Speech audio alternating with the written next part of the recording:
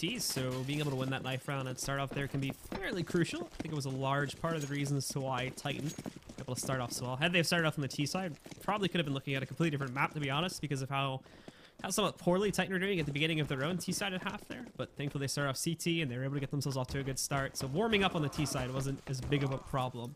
It looks like we'll probably see Titan winning it again. They're going for the gangbang there to finish off Cajun.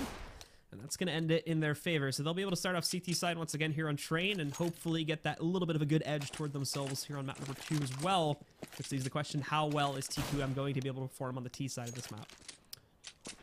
Oh man, you got saucy on me there, Blue. What? You got saucy on me there, gangbang. I was like, hold on a second, what? It's not that bad of a word, is it? My brain went to dark places. Went to dark, dangerous places. I'm sure Twitch chat did as well. I don't really think that's that bad of a word. Okay. Maybe it's an English thing. I don't know. Sure, but anyway, I'll get yelled at on Twitter by specific individuals. it's all good. It's all good. Give me a chuckle at least. I'm sure it made some people laugh in chat. Either way, Titan are going to start on the CT side. We're just waiting for the final member of Titan to reconnect, and then as soon as he does, we should be getting started with the match, guys. Anything else? I'm just hoping. Anything else to say?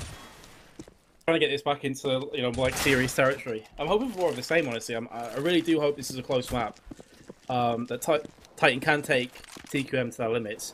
I said at the start of this game I thought the TQM would take this 2-0. I probably still stick with that, but I mean Titan, man, they perform so well on Overpass. It's hard not to kind of half hope that we get a third map. It could be Dust 2. Another map that could be very interesting for Dust 2. Another thing as well, I mean, we talked about this before, but like, let's bring up Smiths for a moment and just how well he did on that previous map. I didn't actually look at it at the end, but I saw like a post on Reddit where someone had like a screenshot of the final score at the end of the game. Pretty sure he dropped the 40 bomb by the end of that match. He did, yeah. He dropped 4. I think it was 41, maybe. Yeah, it was around 41 kills. So him going absolutely crazy. If that momentum is going to carry over here with it, again, keep in mind, he's the operator, so if that momentum is going to be carrying over here onto the CT side of Train, and it's just as strong, whether he plays it, inside of Z on the B site, taking down players, pushing it from upper, or whether he's playing it outside of Z, closer into the A site, and he's taking down players that are trying to rush out from TCon, it's just going to be a force to be reckoned with if that continues here, and TQM are really going to have to watch out for that. But we are live now with the pistol round, so let's take a look at this.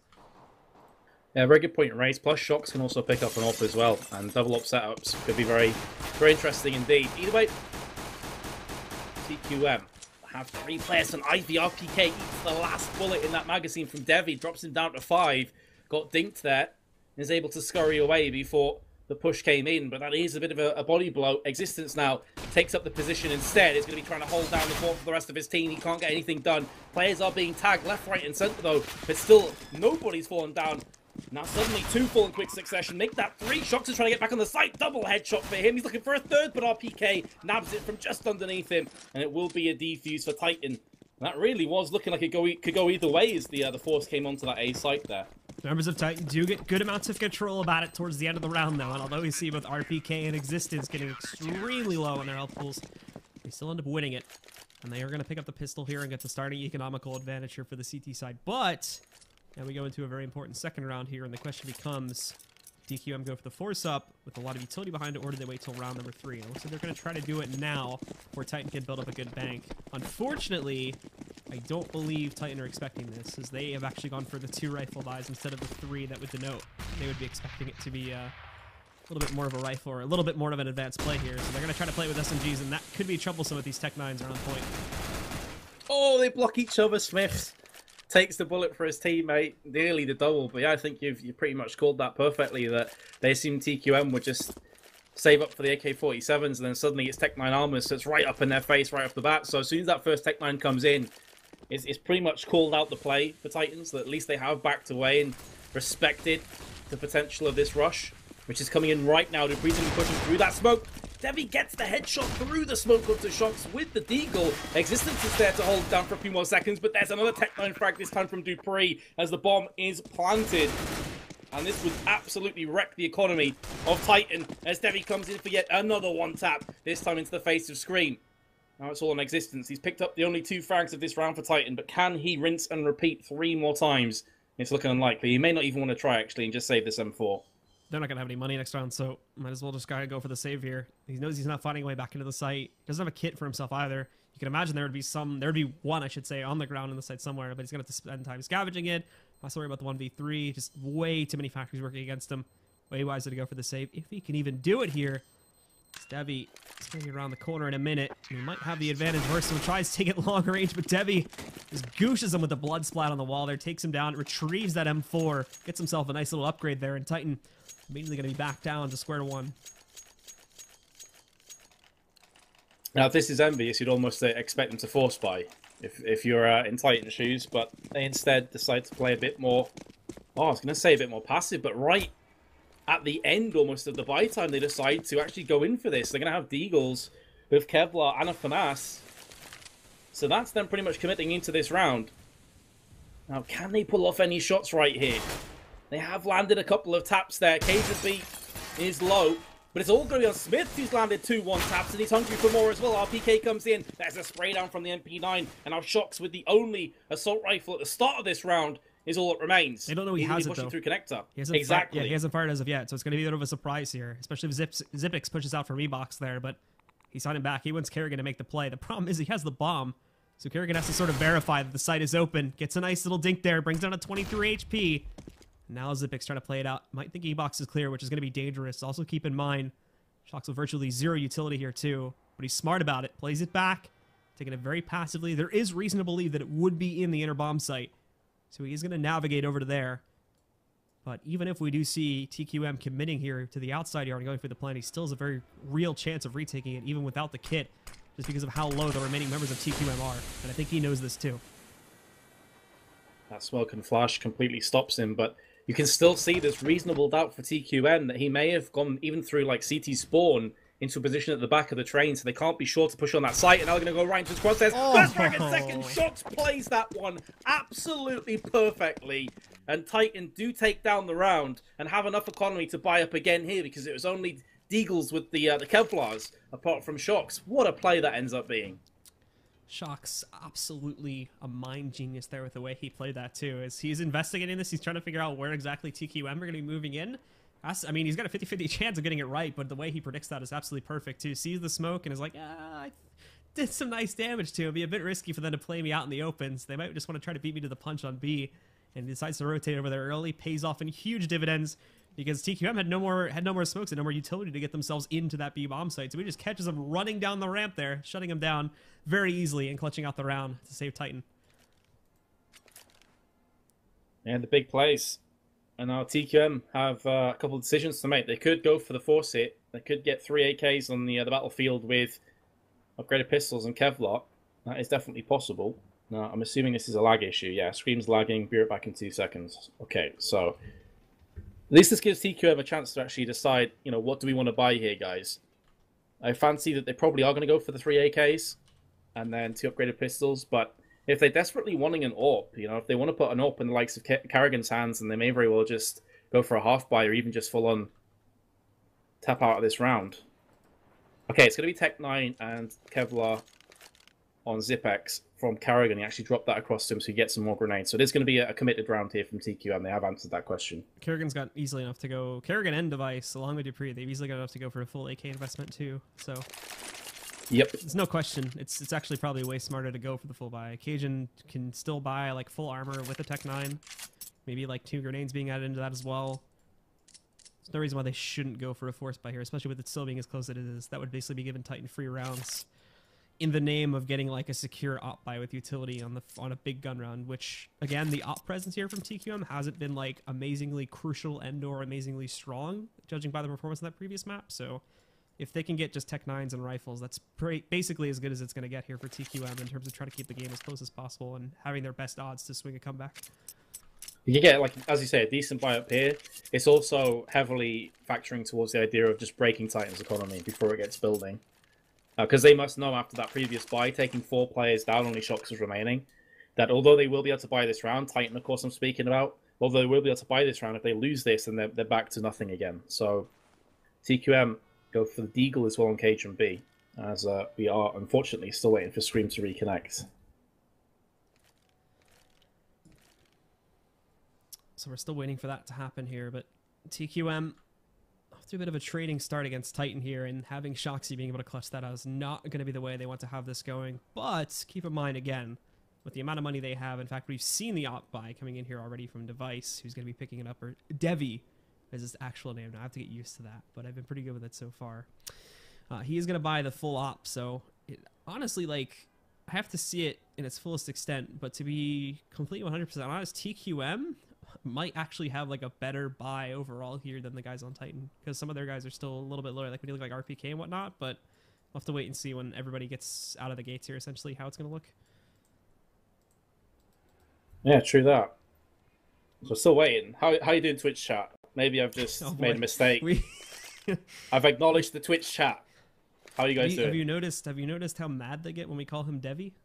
Even though that's his actual name now? It's Device. No, he actually changed his name, Devi. Like, you know, he himself tweeted this and everything. So it's official, boys. And Grills. Sup? Hello. Metas, what is your opinion on C9 Stewie 2K? Because that's official now. It's interesting, isn't it?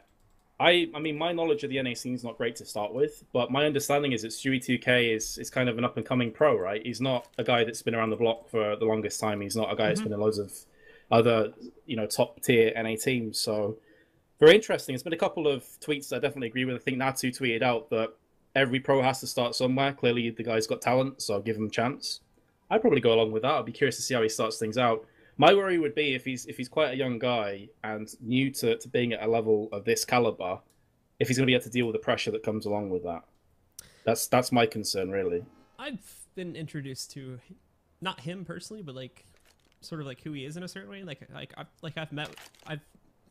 I haven't met him per se. Like I haven't formally introduced him, but I've seen him and whatnot. I think he should be able to deal with that whole like pro mentality.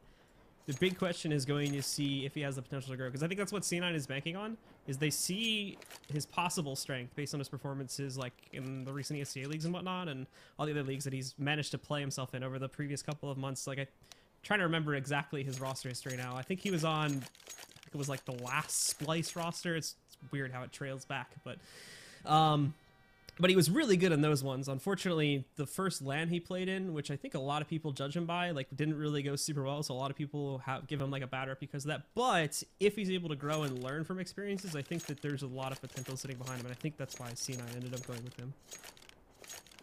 Yeah, as I say, I'm of the opinion with everything in CS that I don't want to make any assumptions until I actually watch them play. Like, give him a few weeks to perform, give C9 a chance. It should be interesting because I mean, like look at C9's like last round of pickups. Like they go for like these like superstars and whatnot. When they go for like Scooter and Freakazoid, they go for like these players that, for the most part, are already fairly well established in the North American community and everybody knows who they are. But now they're trying a different route and that they're going for a younger talent and hoping they can bring him up from the bottom and see how he evolves with the team in itself.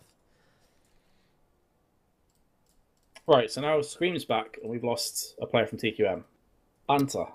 It's back. Good times. Maybe Device will come and sub in. Man, Twitch chat is out of control today. More so than usual. Since they're two different people. Yeah, we do apologize, by the way, about the inherent lack of like any moderation in the chat. I thought there would be there'd be like a bot here, but obviously Metas and I don't normally stream on this channel, so we don't know what bot face it normally uses or what settings they use on it, so I wasn't sure how exactly to put in there, and it doesn't seem like there's any mods around, and obviously we can't mod the chat and cast and run the stream and spectate at the same time. What? You can't? Oh, scrub. Oh, I'm sorry. I can barely spectate. Don't make excuses. I can barely You're just spectate bad. and cast at the same time, to be honest. You mean you can't stream, spectate, cast, and moderate the chat? What kind of a scrub are you? Hagadelphi in 2 weeks is going to be rough. That's all I have to say, man. I'm sure people are understanding, I should say. Although, I mean, it's Twitch chat, so you have to kind of take it with a pinch of salt. I love Twitch chat, but I hate it at the same time. It's a love-hate relationship. So, in case anyone is just joining us, this is a bit of an update as to how far this match has come and how far it may go as we get further and further into the day here. This is currently a best of 3 set. We're on map number 2. TQM took the first map on Overpass on their pick. This is the second map. It's Titan's pick. And our third map, if we do need to play it out, which is just pulled from the last map in after we vetoed the other 4. and pick the other 2 is going to be in RIP RPK. It's going to be over on Dust 2, which should be interesting as well, because Dust 2 with European teams can be quite a fun match to watch if it's the correct European teams playing each other there. It can. I still would fancy TQM to take this map and to take it 2-0. Of course, if you guys are just tuning in for this game, as you can see in the title, it's the semi-finals. The final will be the winner of this game facing off against Envious, who beat Dignitas 2-0 earlier today. And that should be a cracking game. Whichever team gets through, like if it is Team Questionmark, go through against Envious, that's going to be a sick best of 3. I think you said it was 50k that was up for grabs, right? Yep, it's 50. Assuming the prize is still the same from when this was supposed to be a LAN event, it should be 50k. I have not been informed otherwise by people in our Skype chat, so I would assume I'm correct. And See, if I was... Normally, this is the time I start answering questions from chat and just, like, interacting with them, but it's going so fast and so much spam. It's just a combination of... Like, people were spamming 9k earlier.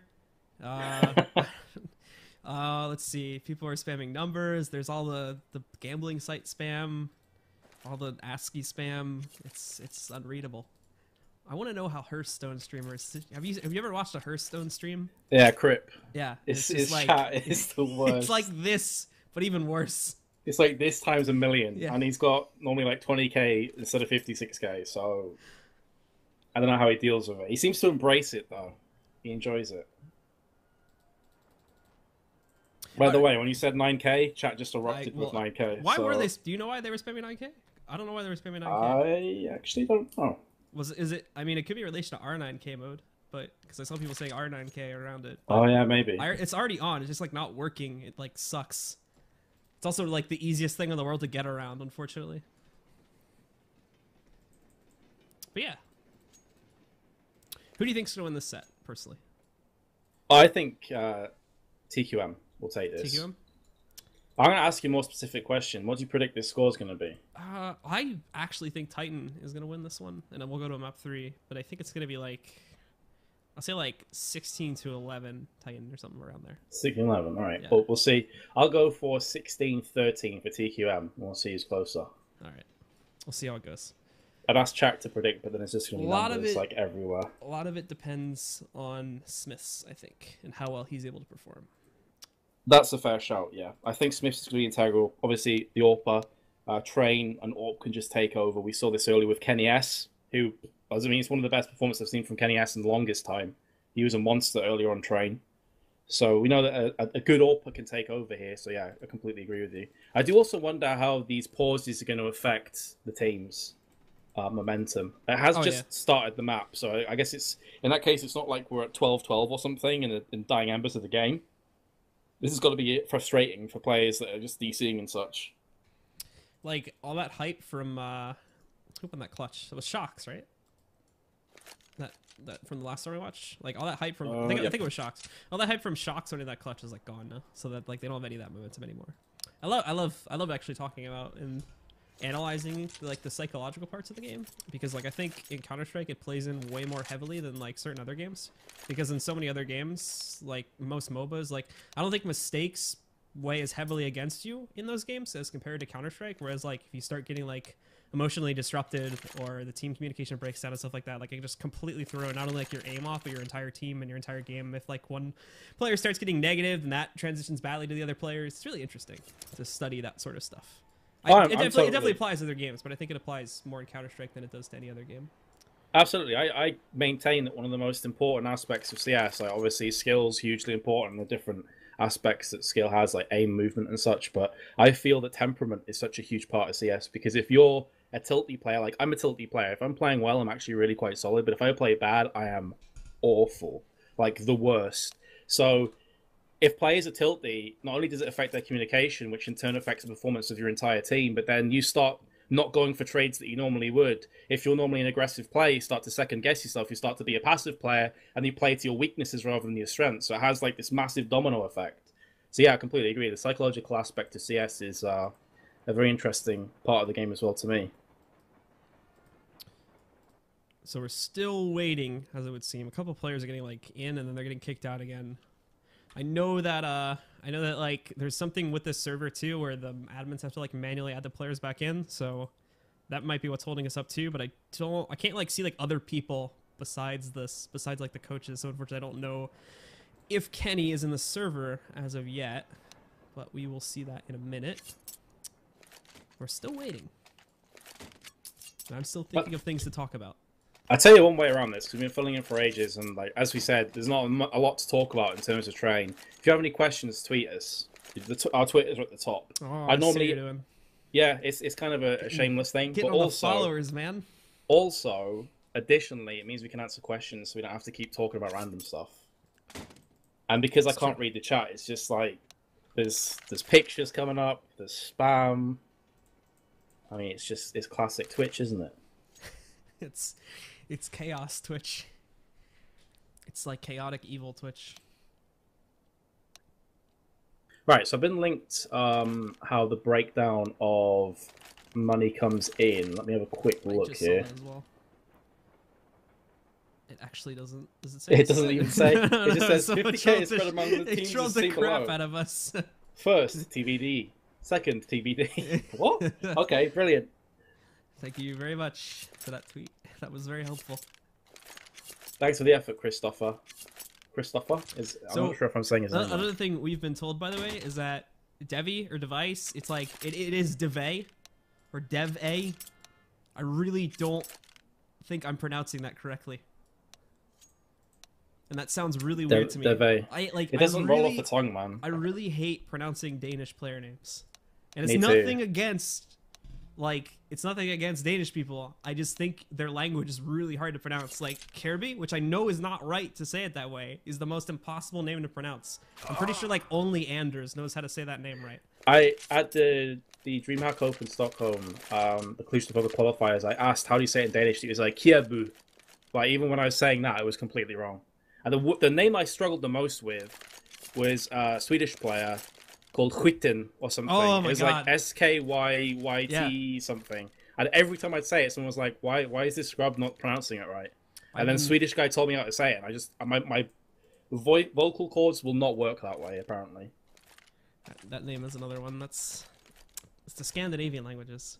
But yeah, I sat down with a friend who is Danish, and he tried to teach me for like an hour how to say Kirby, and it's like Kirby, like you have to make this really weird sound at the end of it, and it's the most confusing thing ever, and I apparently like never did it right, even though I thought I was. Yeah. Alright, it looks like, guys, that the game is finally resuming, so you don't have to deal with us talking anymore. Let's get back into the match. Let's do it. Hopefully it hasn't affected the players too much. Hopefully they're all feeling good. We're ready to jump back into the action. TQM, we have discussed this before, they had a decision to make. They actually go for an up as well, rather than an AK with more nades, so... Obviously, Deve... Man, I can't say it. I just can't do it. Blue. Save me. Deve does have the AWP, but so does Smiths. So this is going to be an interesting confrontation. And they're both going to be peeking the same angle as well, it would appear.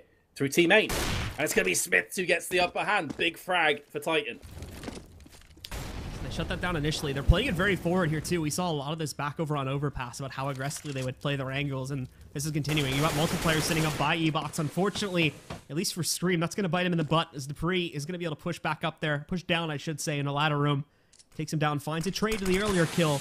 Now RPK has himself in a very peculiar position. However, Cajun B is not going to push it, and RPK should be able to realize this as the rest of TQM line up to send most of their players towards the inner bomb site. Only the two players going to be in close proximity here from Titan. One of those is Smiths with his AWP. Shox is holding the angle at the back of the plant train. He's going to be peeking up towards upper, but here comes Dupree. He's charging on in with the bomb. Is he going to get picked off from Shox? No, he's got the flashbang. Completely wrecked Shoxy there. And then Smiths answers back with the AWP shot. So Carrigan's down as well. Well, even though the bomb has been planted, Titan have time to get back on. The only downside here, though, Bluey, they don't have any utility or defuse kits. They've got to get a move on right here, right now. And they've got a player snaking around from the back as well. RPK's moving in, but he's not really spotting all that much. Spots a player in the bomb trade, just barely takes him down before he is traded down by Zipnix. They spot Zipnix, but Cajun sneaking around this entire time. He's going to be able to pick up one of these kills, but Cajun now moving back in. He still doesn't really have a good idea as to where exactly Cajun's position, and also no defuse kit for Existence either. He's got to take him down, and unfortunately, I think he just wasted his only chance at doing so here. Cajun just going to hide behind this crane. Should be able to close it out. Now Existence's only goal is to save, but he can't escape up the ramp in time. Cajun B is going to shut him down. We will see TQM picking up their second round to respond to the earlier pickup from Titan. So that force just pays out so much for them. You can see Titan's economy, and they may even have to go for a double eco here. That's how bad their economy currently sits. So Existence, realizing that, it's like, okay, we probably got to go for the double eco anyway. Let's at least get some deagles and see if we can pull something off here. So 4 deagles in play, just the USP on RPK, and he's going to be holding the close angle here on Ivy, so we can peek across the pop dog as well. So TQM in a perfect position right now. But those deagles, you've got to watch out for them. Existence lands the one deagle onto Dupree. That being said, it's hard to get too excited here, Blue, because in terms of weapons, they're still a mile behind TQM. Yeah, and the kill's going to be out at way too long of a range to be able to retrieve that. So no pickups being found as of yet. TQM still taking it very, very slowly. It's just going to make their push into the A bomb site. They're just going for a basic default right now. Just going to make that a little bit weaker. Now when they go RPK, spawning a little bit of this and getting a taste of it too with the grenades that are tossed towards him. Down at 58 HP, trying to hold the corner outside in the short alley. Hope we can maybe catch the rush from Ivy, but right now, not appearing very apparent right here. And Zipnik's actually getting a little bit of a bite from Existence there once again with that deagle. And Existence is going to get dropped there. Kerrigan finds that headshot just after he drops down from the top of the train. And now, Questionmark just taking it ever so slowly. They work their way out. RPK peeking a little bit too early, but it works out, I suppose, as he technically gets a kill, although it's from Device's gun. Takes him down, but then Device moving back in there. He's going to be able to find another AK. Picking up one more player here. There's just Shocks and Smiths left alive. Still no upgrades at all for Titan. Smiths, oh, has the flank, but can't connect any of these deagle shots. And that's going to be a bit of an embarrassing end of the round as TQM will pick it up. Not a bad effort, though, from Titan, all things considered. Didn't have much else than just deagles in that round and still picked up 3 frags. Now, this is the problem. This is the issue. Like, going into this, they knew that they'd probably have to have a similar buy again. So no weapons until round 7 for Titan. They have gone for deagles again, though. So clearly happy enough to keep throwing in the $700 here and there. Flashes and Molotovs over. HE as well. Is it going to hit anybody? Does a catch on the screen, but not too much. Now the AWP... Sorry, the deagles, I should say. It's effectively like a mini AWP, I suppose, in some people's hands. At long range, could very well just fire off on all cylinders, but it's only RPK that connects anything. And the rest of his team has been picked up pretty convincingly from TQM. It's all on screen. He's managed to get himself round the back towards Team Aim right now. He could drop a couple of players. He misses his first opportunity. He should be sprayed down, and there's Kerrigan through the underside of the train. TQM take the 4-2 lead. Not a lot of kills being made there, unfortunately, with the deagles, and not many headshots being found that time around, as well as it was in the previous couple pickups here. But thankfully, Titan still able to get themselves into another buy round here, sequencing through those deagle buys, and a nice amount of utility coming with this too, so not really any negative side effects to going for those little bit more of an investment. Maybe just missing a flashbang or two, but that's really not going to adversely affect your team all that much here. However, as you were mentioning before, buy does come out. Smith has the op in his hand. It's going to be Kerrigan that picks up a first initial kill here. 2 more traded back out, but still we see TQM lead things, and very swift control being gained of the outside bomb yard now. RPK striking back, finding one, but he's traded out as well. Now Smith sitting up in heaven, finding one onto DeVay. And he's trying to hold back and wait for more, but unfortunately he's got the off angle against these players. The peak coming out, and unfortunately just barely catching is going to be Cajun B. And Shocks entering just a little bit too late to the party. Could have done some serious damage. He had arrived about 3 seconds earlier, but this is not going to be the case, and TQM shut it down once more. Yeah, Titan just not getting any traction whatsoever here, just constantly slipping away. I've been told as well, now I'm getting told it's just Deva.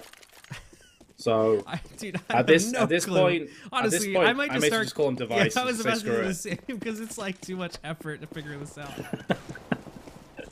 Anyway, regardless of the guy's name, 2 frags. And make that 3 in the anti-eco. Bash. Well, there is Kevlar with the deagles as the round loss is coming in thick and fast now for Titan. But still, you're expecting this to be a fairly convincing round, and indeed it has been for TQM. And they are starting to romp towards a very strong T-half already with 6 rounds. Another buy coming in for Titan. They do have an open play on Smiths. What Shock's going to go for? I assume an M4.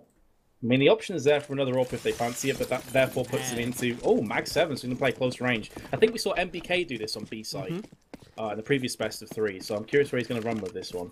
He's playing almost the same position. Yeah, this is becoming a fairly common thing, actually, is to play this like close to ramp, just because you often see these plays that involve like 3 or more players just pushing down ramp after like they throw a smoke or something. And obviously you can even if there is a smoke sitting like just outside of the ramp area, you can still time it based on the noises the players walking down and pick up quite a few kills with it. So it's a very capable position, and we are seeing players like make the choice to go for a mag despite actually having the money to go for a full rifle buy. They just choose the mag over it because it can be better in certain scenarios. Absolutely. Also allows him to get some more grenades as well in play than the M4 and Kevlar would have afforded him. Hasn't been called on just yet to use that Mag 7. Very passive play from TQM. We saw this a lot on Overpass as well. Grenades have been used, quite a lot of them already from Titan. They still have an incendiary, but no smokes, no HEs, just flashes accompanying that. RPK at the back, just outside of Ivy, is hoping for some action, and here it comes. There's the first frag landing for him, looking for a second one as well. This would be a big pick, but he gets taken down from Devo, and that's pretty huge. I've got to say, with the Molotov banking off the wall, it forces Existence to back away. He still gets the frag though somehow, so Titan regain that player advantage.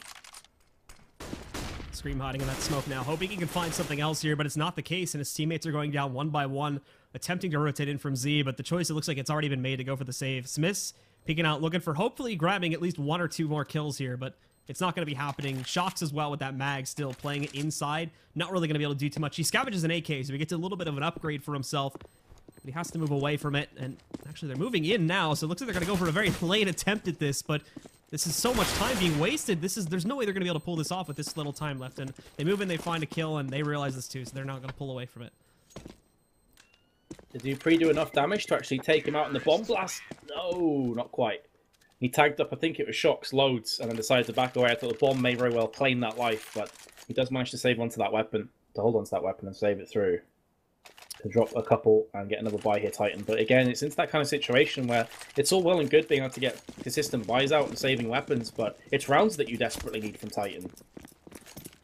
Economy alone is not going to win them this game. It's going to be the rounds. So they're already trailing by 5, and TQM have already had a blisteringly good T-half. Whatever happens from this point on. So much pressure on Titan's shoulders. Taking it very, very slowly now as they're going to find a way in, but for Titan, again, still playing up very aggressively on the outside yard. And putting 4 into it, too. That's leaving a lot of confidence on the Shocks to try and hold things back up purely on the inside yard and his lonesome. And this is going to be well placed this time with the position that's currently aligned for TQM. Getting ready to go in basically on a default here. Depends on how they play things towards Ivy as they're holding back a little bit, so they could just toss some nades in and actually fall back to go for a much more solidified push inside through like T-connector or something. But it doesn't look like this is the case. Smith has already found one of them. He misses that opening shot, but he has spotted that there is a little bit of something happening on this outside yard, so I imagine most of Titan is going to use this as information to just stick here for the time being. Holding pretty aggressive positions now as Existence starts to go into Pop Dog. Again, that's purely off the basis of not having a great deal of grenades to play with and being worried in case TQM do get onto the site. You can see there's actually a lot of team damage done onto Existence as well. I wasn't sure who that was, but someone got an assist on that frag. Either way, Smith is answered back with the AWP, and here comes Scream with one. Shocks isn't going to pick up that second frag on the site, and now suddenly it's Devon that's all that remains. He's coming through Ivy. He will get picked off from Smith, who has kept that form going forward here onto Train. An important kill, an important round. And our Titan have just got to rinse and repeat as much as they possibly can. Nicely done being cleaned up there by the guys from Titan. It's not going to be able to break TQM just as of yet, as they did have a little bit of a streak going for themselves here. It was like 5 or 6 rounds in a row they were able to pick up. So still going to be working through a little bit of an economy, but it's actually a lot weaker than you would sort of expect for TQM having this many rounds chained together. You're probably only going to be looking at like 1 more full buy and then a couple force buys after that. So Titan have a really good chance to immediately swing back into this match now and try to get a lead. The unfortunate part is, again, there's how many rounds they have allowed TQM to pick up here on this T side. They need to stop this now and round it back. Try to bring it up to an 8-7, because otherwise it's going to be a half that's a little bit out of control, at least when you take into consideration what you normally expect for this map. We'll say TQM did have some questionable decisions on their CT side of Overpass as well. So I suppose Titan, although they're down, they're not quite out just yet. But of course, the first order that they need to deliver on is getting the rest of these rounds here on the CT side of Train. They've got the first frag. Dupree's coming through Pop Dog. I've got 2 players that are situated outside of team main that will be throwing in those smokes, I'm assuming, any second now towards Connector. which are going to be landing. So Cajun B, if he can get a 1-for-1 trade even, that could be good enough outside of Ivy. There is smoke there, so we couldn't push originally. Now RPK's backing off again. 2 players to his right-hand side on his team. It's going to be very difficult ask for TQM, but it's going to be Carrigan who chases through, gets 2 frags. No way! Can he get any more? No, RPK is there, but he gets traded out. Unbelievable, though, from TQM. The fact they even managed to get a couple kills is massive. And Titan crumble again. Another final 2 from Titan, just trying to find some way to forge back in. They actually are given a very large window to do so. At least Shock's trying to make his way back over here. Sitting behind the bomb train now, but caught completely off guard by Deva. And that's just going to finish things off there as he picks up the second one, too. Shocks and Smith both going out. No saves at all. Immediately control being regained here by the guys on TQM. And unfortunately for Titan, with only 1 round being picked up, that's an immediate economy reset and basically $0 left on their bank accounts.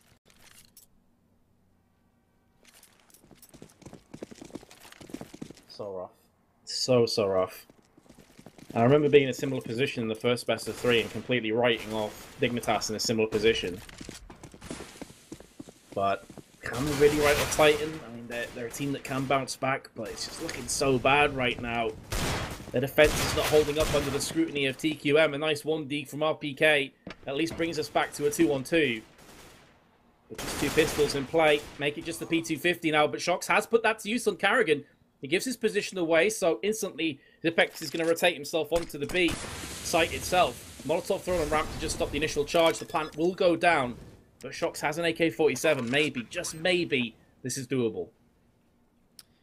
Shocks is going to have to hope again here now that he's not challenged out by Zipnix. He's given a lot of time now to Zipnix to reposition, but he's being very loud with his approach through Z, so I don't think he was expecting Zipnix to be playing it this close up, and yeah, that's actually going to be a very easy clutch for Zipnix to make there. Shuts down Shocks with relative ease, and again, this map now continues to shift out of the control of the members of Titan. Because unfortunately, not only can they not get a hold of their economy, but just in terms of these round pickups as well, they're just letting TQM walk all over them. And even now into this round, just very little to play with again, just a 5-7 in existence. No AWPs, they desperately want Smiths to have the AWP. It's where he's had most of his success today. A decent enough setup. I like what Existence went for there. The all-out ballsy rush. He does get a 1-for-1 trade, which with a 5-7 honestly is a pretty good result. RPK and Scream do work on the site, and this now funnels both the TQM players through Ivy side.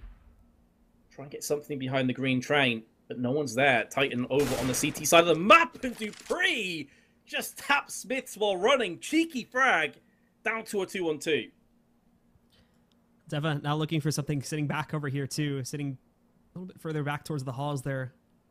Not going to be catching any of it. And RPK peeking out. Hasn't spotted the barrel of Deva just as of yet. As he moves up towards the ladder there, might be able to catch it as he's going to have to move out eventually here. Dupree looking around too. Catches a stargazing Shocks.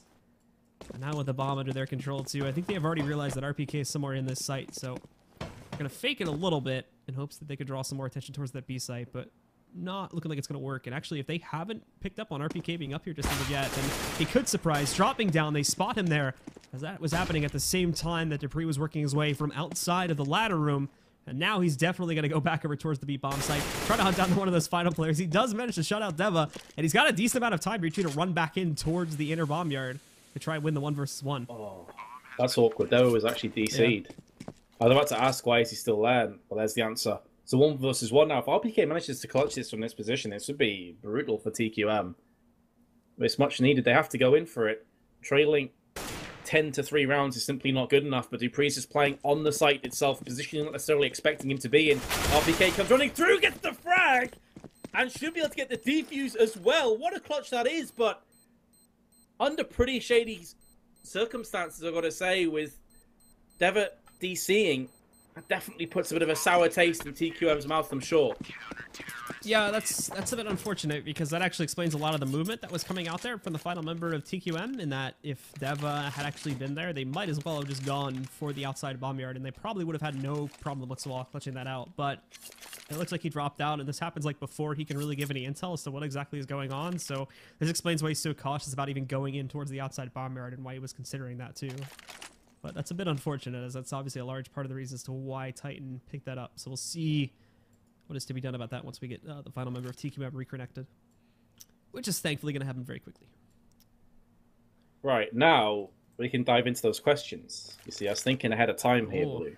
I mean, wait, it's probably going to unpause pretty quickly. I mean, you don't have to go right to that. We still have things to talk about this time. The problem with the last one is it happened on round 3, so it's like, yay, 3 rounds, let's break this down. Oh, man. He did come back extremely quick, which I'm quite pleased with. Shock is going to go for the Mag 7 again, interestingly enough.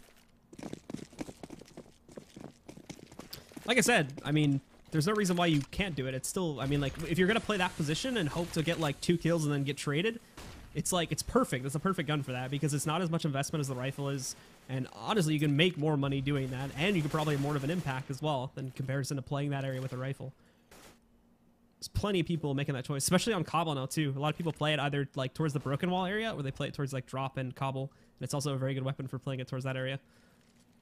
I suppose what surprises me the most, though, is that Shox had $500 left and didn't buy a defuse kit. It's like a bit of a head-scratching moment, because they do have a defuse kit, but only one, and that's in the hands of Smiths. I guess maybe playing for the next round as well. But either way, it may not even necessarily come down to that, as the mollies and smokes do get traded off in Ivy. Cajun B eats a little bit of damage there, courtesy of the fire. Only 5, though, just the 1 tick. 2 players in there. Bomb still back. Peering into T-Main, courtesy of Carrigan. 2 players looking to opt maybe through Pop Dog. This could be a 3-pronged attack on the site, but RPK holds it down. 1 frag, but Dera just answers straight back with the AWP. 1-for-1 trade will favour TQM right now if they can push right onto this site. Existence could be all sorts of trouble. They do line up for him somewhat. There's 1 frag, can't get any more done. He'll be disappointed with that result. And now the Mag 7 could very well have to retake the site. And this isn't necessarily where the Mag 7 shines. And we're going to see 2 more kills coming up from the side of Titan. Kerrigan trades it out, but then there's Smith that just rolls right in there. Shuts down the remaining few. And that's actually going to be a very well-contained situation there by Titan. Bouncing back a little bit here now off of that last round victory. And they're going to be able to pick up another one. And also a free op for their troubles, too. Will be re-upgraded for these guys. Smith will be able to recover his own. Yep, so Mag 7 traded out for the AWP, and I was a bit worried that, you know, Mag 7 not great at retaking. Wasn't needed. Scream came in, delivered fatal shots, and now good to go now for this last round of the half. TQM, not a great bout for them. CZ Tech 9. In fact, 2 Tech 9s. The CZ on demo also has got an AK to accompany it, so it shouldn't be too bad by itself. And the Molotovs are in. This could be a fast push, and Carrigan decides to charge through the Molotov, as does his teammate. It's all that flashbang. He's going to keep them alive for a few seconds longer, but Scream and Existence doing a great job. Devon now back with 2 frags of his own. In fact, just the 1. Missed that spray somewhat as the flashbang landed on his face. RPK, did he spot the player? He saw it. Running through connector. About 80% sure he saw that. I don't think he realized that he had the bomb, however. But yeah, so that's a free plant now for TQM in this situation. And from this point now, all the pressure darts from TQM in a 2v3 onto the CTs instead. So Deva's now going to try to position himself inside of ladder room, but Shox will be resisting this too. They know that there's an alternate flank being set up. The problem is, as you can see there too, as I think Zipix actually pushed the envelope on Shox a little bit too early. As that forced him back. They had a false sense of security, like, yeah, he's lit or something like that. And then that allowed, that forced one of the players to go upside of ladder room, and then from that point forward too, the other guy just was pressured back inside of the back halls, and they could just contain him and close it out from there. So Titan with a swift comeback here. They obviously, again, could have ended a lot better, but with the way that things were starting to go towards the middle of this half, it's good that they come back and pick up 6 rounds for themselves and keep it a little bit closer in that regard. Now, however, the T side is going to get a little bit rougher for these guys, because Smiths wasn't exactly like the on-point opper that he was in the previous map, but it's going to be that much harder to perform it. Like T-side overpass, you could still op pretty well. I think on train, T-side opping is like really, really hard to do, so we may just see him abandon that completely, as plenty of other players choose to do on this map. I guess it comes down to if Titan want to be more strat heavy with like executes onto B site, where the AK-47's just a whole lot better because you're up in the face, up in the grill of your enemies, and there's normally smoke in the way and flashes and mollies and everything landing around you.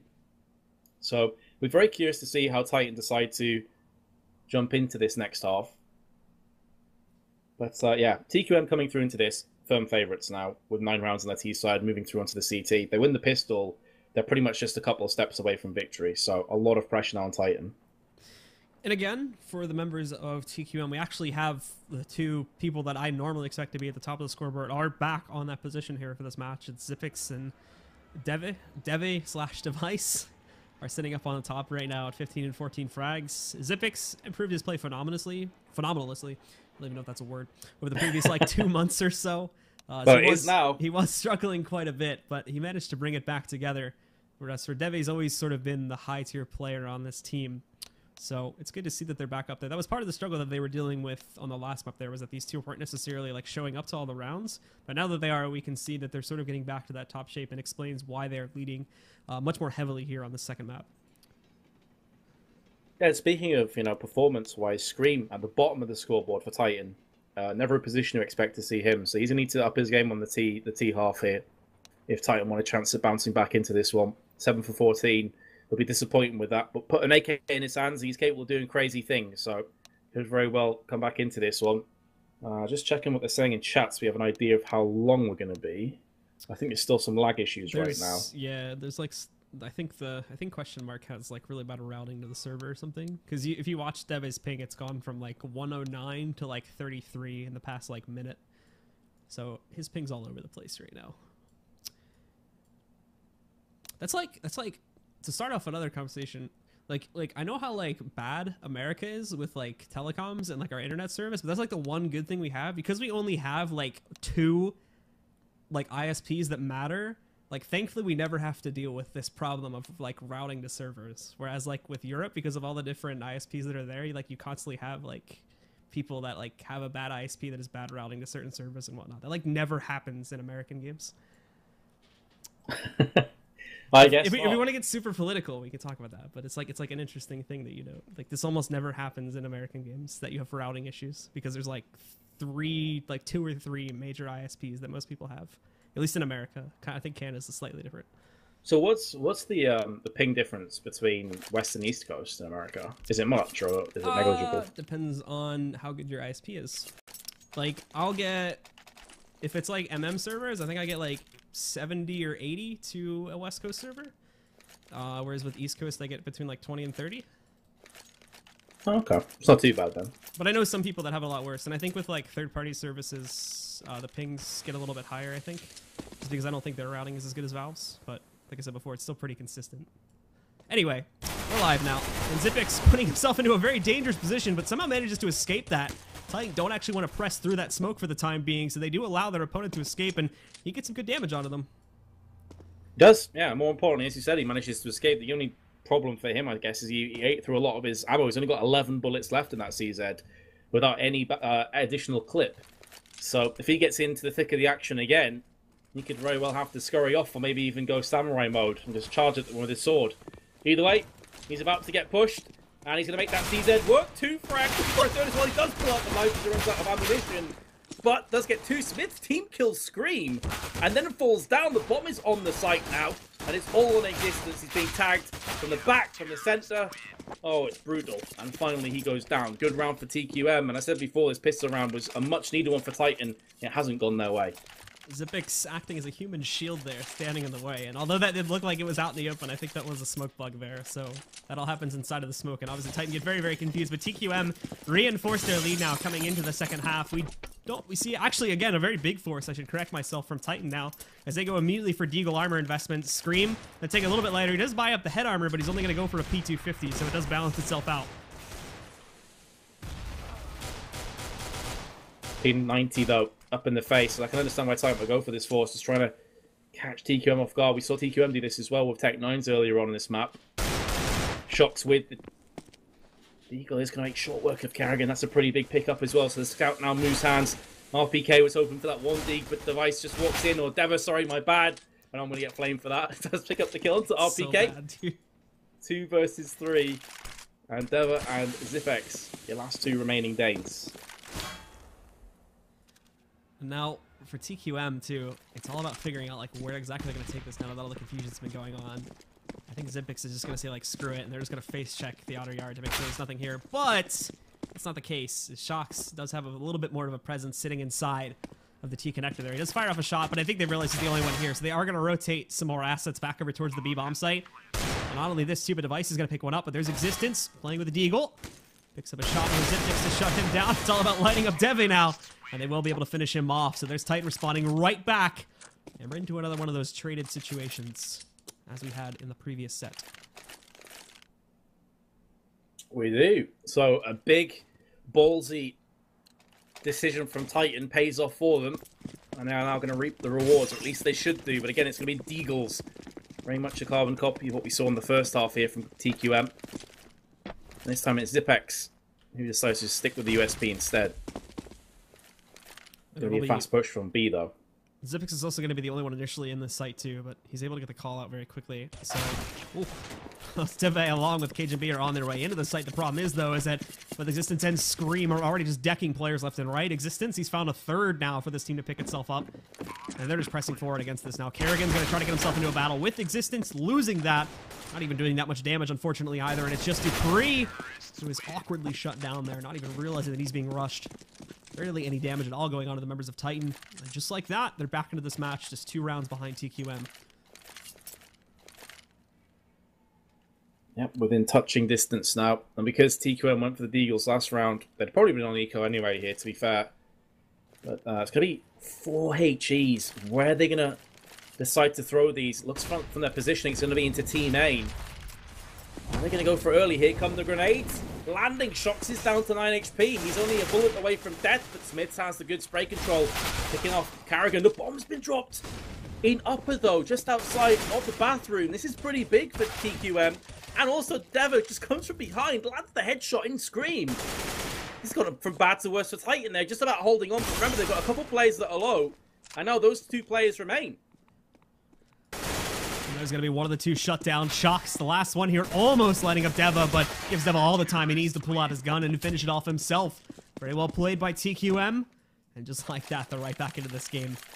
As unfortunately for Titan, this close to gaining that lead once more, but they are going to lose it. However, a nice amount of money was still left over from this, so they're still going to be able to go for another full buy here. And TQM, at the same time, is also still going to be in a very high-pressured situation. Those that weren't able to survive the previous round are still going to be in a good spot, but for the 3 others that had to go for the full rebuy this time, they're very, very low on money. So if Titan strike right back now, then TQM are immediately going to have to probably go for another save if they don't decide to just force up with, like, 2 rifles. That's exactly it. And Carrigan nearly eats enough grenade damage to die, but still on 29 HP.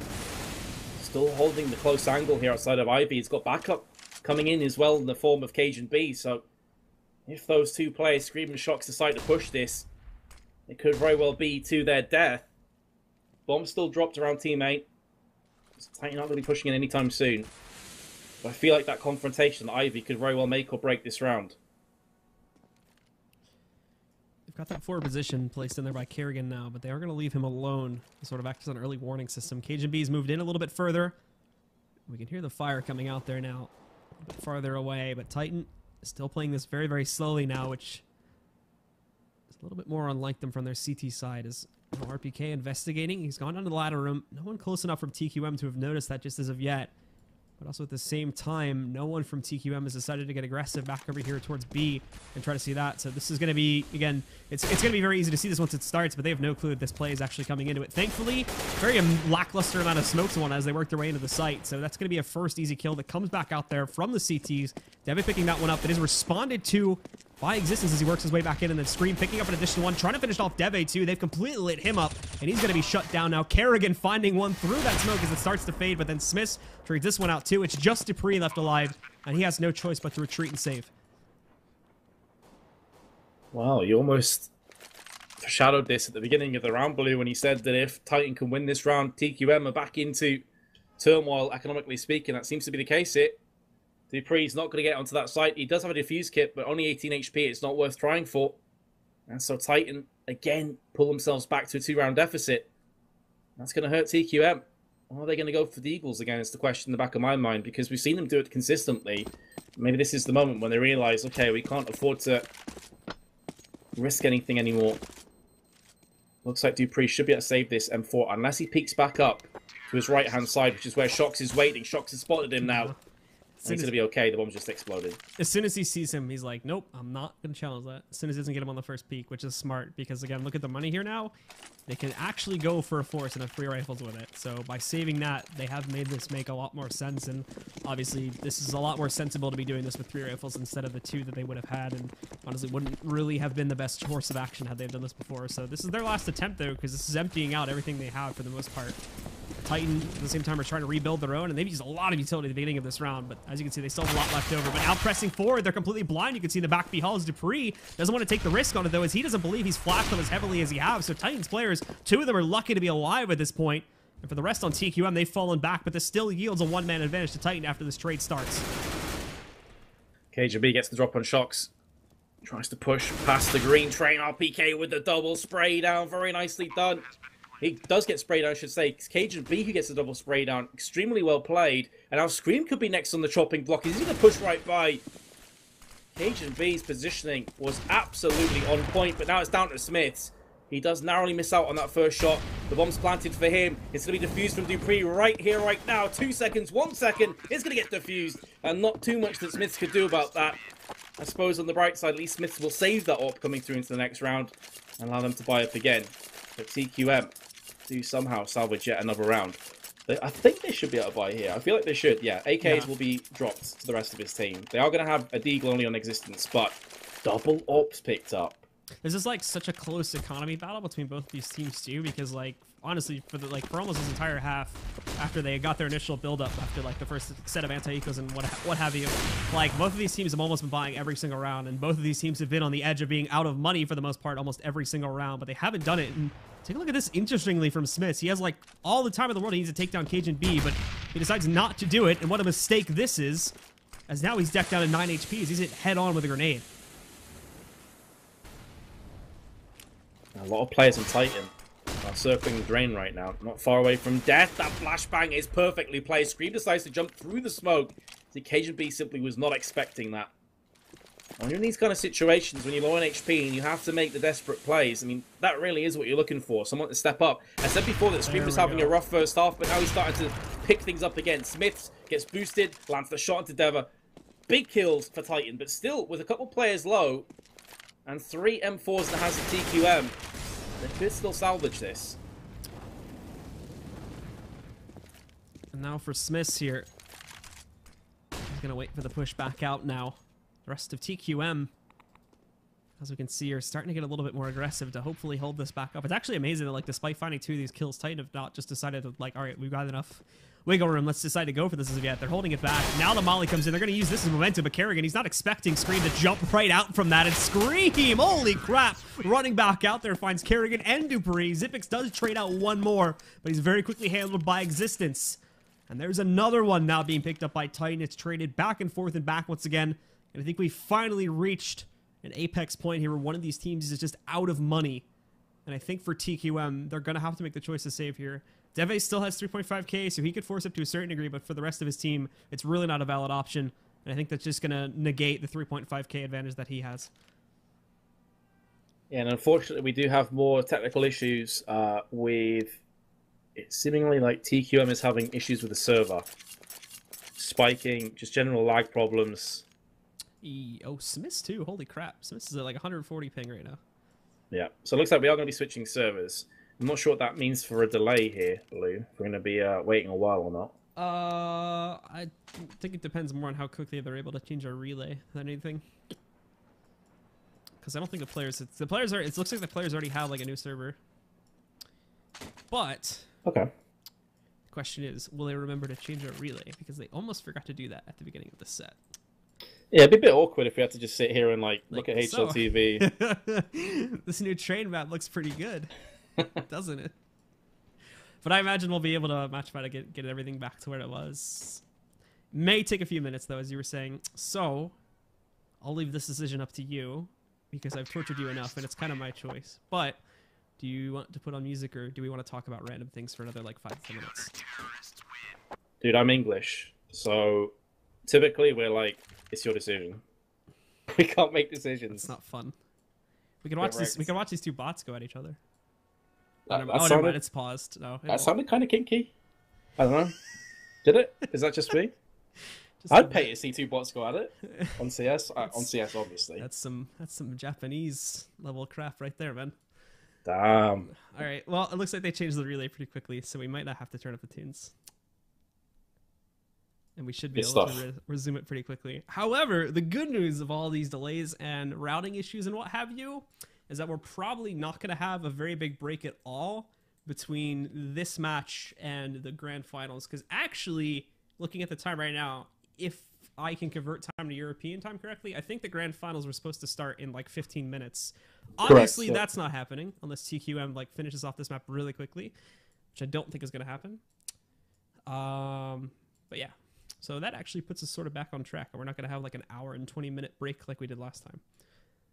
Which kind of stinks, because I think I have McDonald's in the other room, but... Oh, cold fries, man. They've been there for a while, man. I might go grab them now, to be honest. The worst in the world. But we are loading into the new one now. It's not on Dust. It just always says that. And I believe this is our new server, so we're just waiting for it to catch up to us. I think there's about a 2-minute delay on it. And as soon as it is, I'm going to guess that they're able to migrate the game state pretty easily. And then we'll get started. There we go. Players starting to appear. Woo. Yeah, you're right. It was scheduled to start in about 10-15 minutes. But obviously, it's not going to happen because the winner of this progresses through to the grand finals. They may even take like a 10-15 minute break just to kind of relax for a little bit. So I'm not sure what the break will be like, but... I need a McDonald's break. Part of that, I feel, is just due to the fact that we had a sick first map that went into overtime and went all the way to the end of overtime as well. First map took quite a while. We had quite a few pauses as well, actually. I think we've had like 10 or so pauses. Yeah, it's been because of the routing stuff, unfortunately. Okay, so now it looks like this is like a play-by-play of the admin's job. You get to see it firsthand here. So it looks like the Face It admin has to manually reset the rounds. Which, by the way, he's now in the game. So I'm not sure what kind of magic he's going to do, but yeah. I think it was 12:10 before we had the server issues. And from memory, TQM were onto an eco round more than likely, as they just lost the previous round. So TQM have a choice of eco rounding. Like they could pardon me, they could still force up with light weapons, like they could do like a mag 7, they could do like a mag 7 or shotgun sort of thing on quite a few of their players. Only one player, which I think is Deva, is the only guy that's in like a good enough position to be able to afford like a rifle, like a FAMAS, I should say, and he won't have a lot of utility sitting behind that. The rest of the guys, I would say like 2 or 3 of the others are in positions to do force up with pistols and have like a smoke and a molly or something of that regard. But for the rest of them, they're way too low. So more than likely, if they're smart about it, because they still have an okay lead, they're probably just going to make a choice to full save. And considering they're not like rock bottom in terms of their money, they should be able to force buy after that one, and they'll be at a decent point. all right then, sweet. Well, we are still waiting for Alchemist, the admin, to get himself sorted with the rounds and money and such. Could take a little while. Do you want to answer your Twitter questions? Most of them are directed to both of us. Are they? So I guess I can ask you some of them. Let's do this. Let me find where they are. This won't be a mistake at all. Well, I'll obviously skip the ridiculous questions. Why? Well, the ones that we literally can't answer because, you know, it's got bad words in them. Why are we skipping the ridiculous ones? It's always good to read the ridiculous ones because then you can make fun of the people that tweeted them at you. I'm not sure if you're into that sort of thing, but... Well, it's like literally a question. Okay, boobs or ass then. Go on. Answer. You asked for it. I said they're ridiculous. I thought they were going to be like telling us we were bad casters and... No. Boobs or ass. You got to answer the question now. I'm an ass man. You asked for it. Okay, sweet. What's your answer? Boobs. Definitely. Here we go. What tilts you the most in CS? What's what you like biggest pet peeve? What grinds the gears the most when you're playing? If we're playing MM, people that are smurfing and bragging about it, or normally people that are just like bragging about stuff in general. I hate people that show off, especially like in team comms. It's normally the guys. Well, I noticed that when you're playing against a team and some guy's being a douche in chat, it's normally the guy's bottom fragging. Like he's being carried like by guys 40. Oh, and then he types in chat, I'm smurfing. My main is like global elite master, like a rank that doesn't even exist or something like that. and it's like absolute bullcrap. Because you look at it, and that's like the Smurf has like 1,600 hours or something like that. It's like he's really committed to that Smurf, man. I think what tilts me the most is people that talk all the time on their mic when you're trying to clutch. Oh my god! Just honestly, it's the worst thing in the world. If you're dead, shut up. I've nothing against younger people playing Counter-Strike, but like when I'm trying to clutch and there is like someone who is under 13 years old trying to tell me what to do, no. I have a voice bind, or I have a key bind for voice enable 0 just for that situation. Where it's like, nope, this is gonna throw me off. I don't want it right now. I just need to get rid of it for this next 30 seconds. Do we know each other in real life? No. Never met each other in real life. We've never met each other. I hope we will get the opportunity to. Likewise, but no, we do not, to answer that question from Original Husky. We already answered that question, Travis King, what we think about Stewie2K joining Cloud9. I think we're both in agreement that we're going to watch that space. We think he's got a lot of potential, but it's hard to really call one way or another how he's going to do until we see him playing with C9. Yeah, just to reiterate my answer too, is like I think it's a bit of a change in that like C9 when they're on their last round of pickups when they went for Skadoodle and Freak, it seemed like they wanted to go for like fairly well-established players, whereas this time they're hoping to pick up like a younger talent and sort of bring him up essentially with the guidance of the other four, which makes perfect sense to me, especially with the promise he's showing on some of the premier rosters he's played on. Yeah, if you can mold a player into kind of what you need, then that sometimes is actually better than picking up a player who's already set in his ways. So I can definitely see where you're coming from. There may be other benefits to that too, but those are things you don't talk about in the stream. True that. If you have any questions, that's pretty much all the questions. The rest of them are just random like comments. If you have any questions, please feel free to throw them out. Or if you want to ask any more, guys, our Twitters are at the top. Just we'd answer them from Twitch chat directly, but it's going so fast that it's kind of hard to read the questions, you know? Yes. Who's the most famous CSGO player you've ever met? I guess like for me it's probably Pasha. Hold on, here's the one. Who's the most well-known CSGO player on your Steam friends list? On my Steam's wow. That you have played a game with at least once. It doesn't have to be CS, but that you've played like any game with. I need to check my friends list now. I don't think I have that many pros on my friends list. I typically just play with friends, to be honest. You're not repping? Nah, I'm not cool enough. I have Pit on mine. Damn, sell out. Played H1Z1 with him a couple times. He's a very crazy H1Z1 player. Fun fact. Like you think he'd just be like this like reserved person that like doesn't really get crazy, but he's kind of like a sociopath when he's playing H1Z1.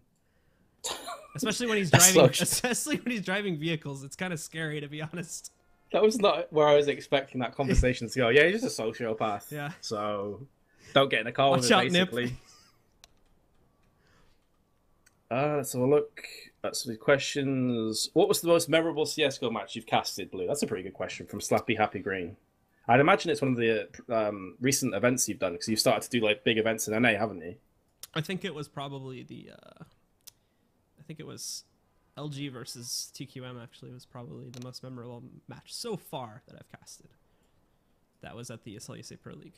So that was a pretty big match, though, in fairness. So, like, the most fun I've ever had, though, and this is gonna be like completely random, is I don't even remember the teams because it was during the World Championships. That was like that tournament that was run on Hitbox that had the countries playing instead of the players. But the most fun I ever had while casting was casting a semifinal in that tournament simply because there was a crowd.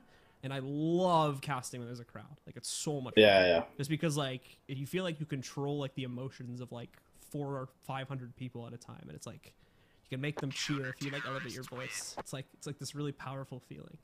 That was the most fun I ever had while casting. But I just love the energy of casting with a crowd there. Like, when you're casting from home, it's kind of like you're in a comfortable scenario. You can, chill in your shorts and t-shirt or whatever. Or cast naked. I'm not going to judge you, Blue. But personally, I just like sit here and just chill. When you're in front of a crowd, like it adds a whole new dynamic to the entire casting experience. What are your guys' matchmaking ranks, out of curiosity? I'm Supreme Master First Class. I was global, and after the ranking shift, I got dropped to LEM, and then I played a couple games, got back up to SMFC. So I don't know. Right now, I don't think it's necessarily a fair representation. I don't really play that much matchmaking, to be fair. How about you, Blue? I will abstain from answering that question. All right, silver confirmed. Dude, there are people. I was streaming one time, okay, and someone literally came into my chat and asked me why am I allowed to cast when my MM rank is that low. Like that was a legitimate like thing. Like he wasn't trolling. Like he was actually asking me this question. I would say Like this is. You want to know what rank I was when I casted my first game of CS? One. I was silver 2. Dude, When I casted beast. my very first game of CS, which is still on YouTube somewhere, I think. It was like a because my first gig casting CS was with Sivo, and because like I basically sent them stuff from my last game that I casted, and like a quick like random game that I casted that was like on the menu for live games, and that one was horrible. Like looking back on it now, but yeah.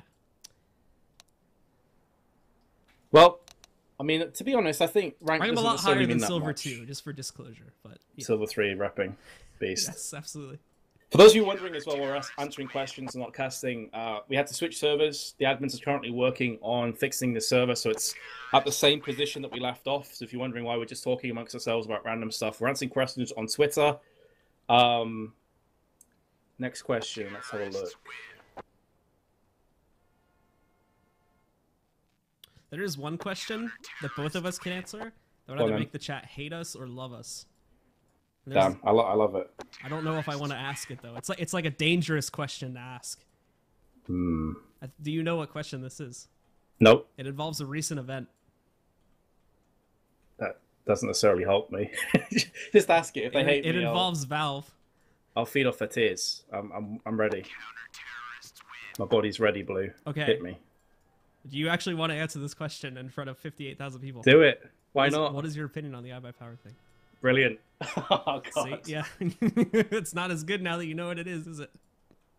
Okay. I'm a pretty straightforward guy. People that know me know that's true, so I'm going to leave my honest opinion. I think if you screw the integrity of the game, you deserve to get banned. However, do I think a lifetime ban is just? No. I feel like maybe that's too harsh. So I wasn't a fan of it, but I can still understand why Valve came to that conclusion. That's my very simple answer, which would probably still get people to hate me. But there you go. All right, I'll answer it. Fair enough. I agree with the lifetime part. I don't agree with taking a year to tell them it's lifetime. Okay, yeah, I can see that logic as Because well. for anyone that was waiting around, like, so I don't like. Okay, so like for people like Steel and Dazed, they're doing fine streaming. So I don't think it's like they're not. I don't think they're very. They'll be fine. Essentially, is like the fact they want to compete. That's okay, but yeah, I agree with the lifetime thing on it. However, for people that that had a possible chance of getting back in and they weren't doing other things to make revenue and trying to make themselves like full-time in CS from that, and we're hoping they would get unbanned after a year, and then for them to be told that they would be banned permanently after that, that's the part I don't agree with. If they just outright told them they were going to be banned permanently from the start, then they could have moved on with their lives.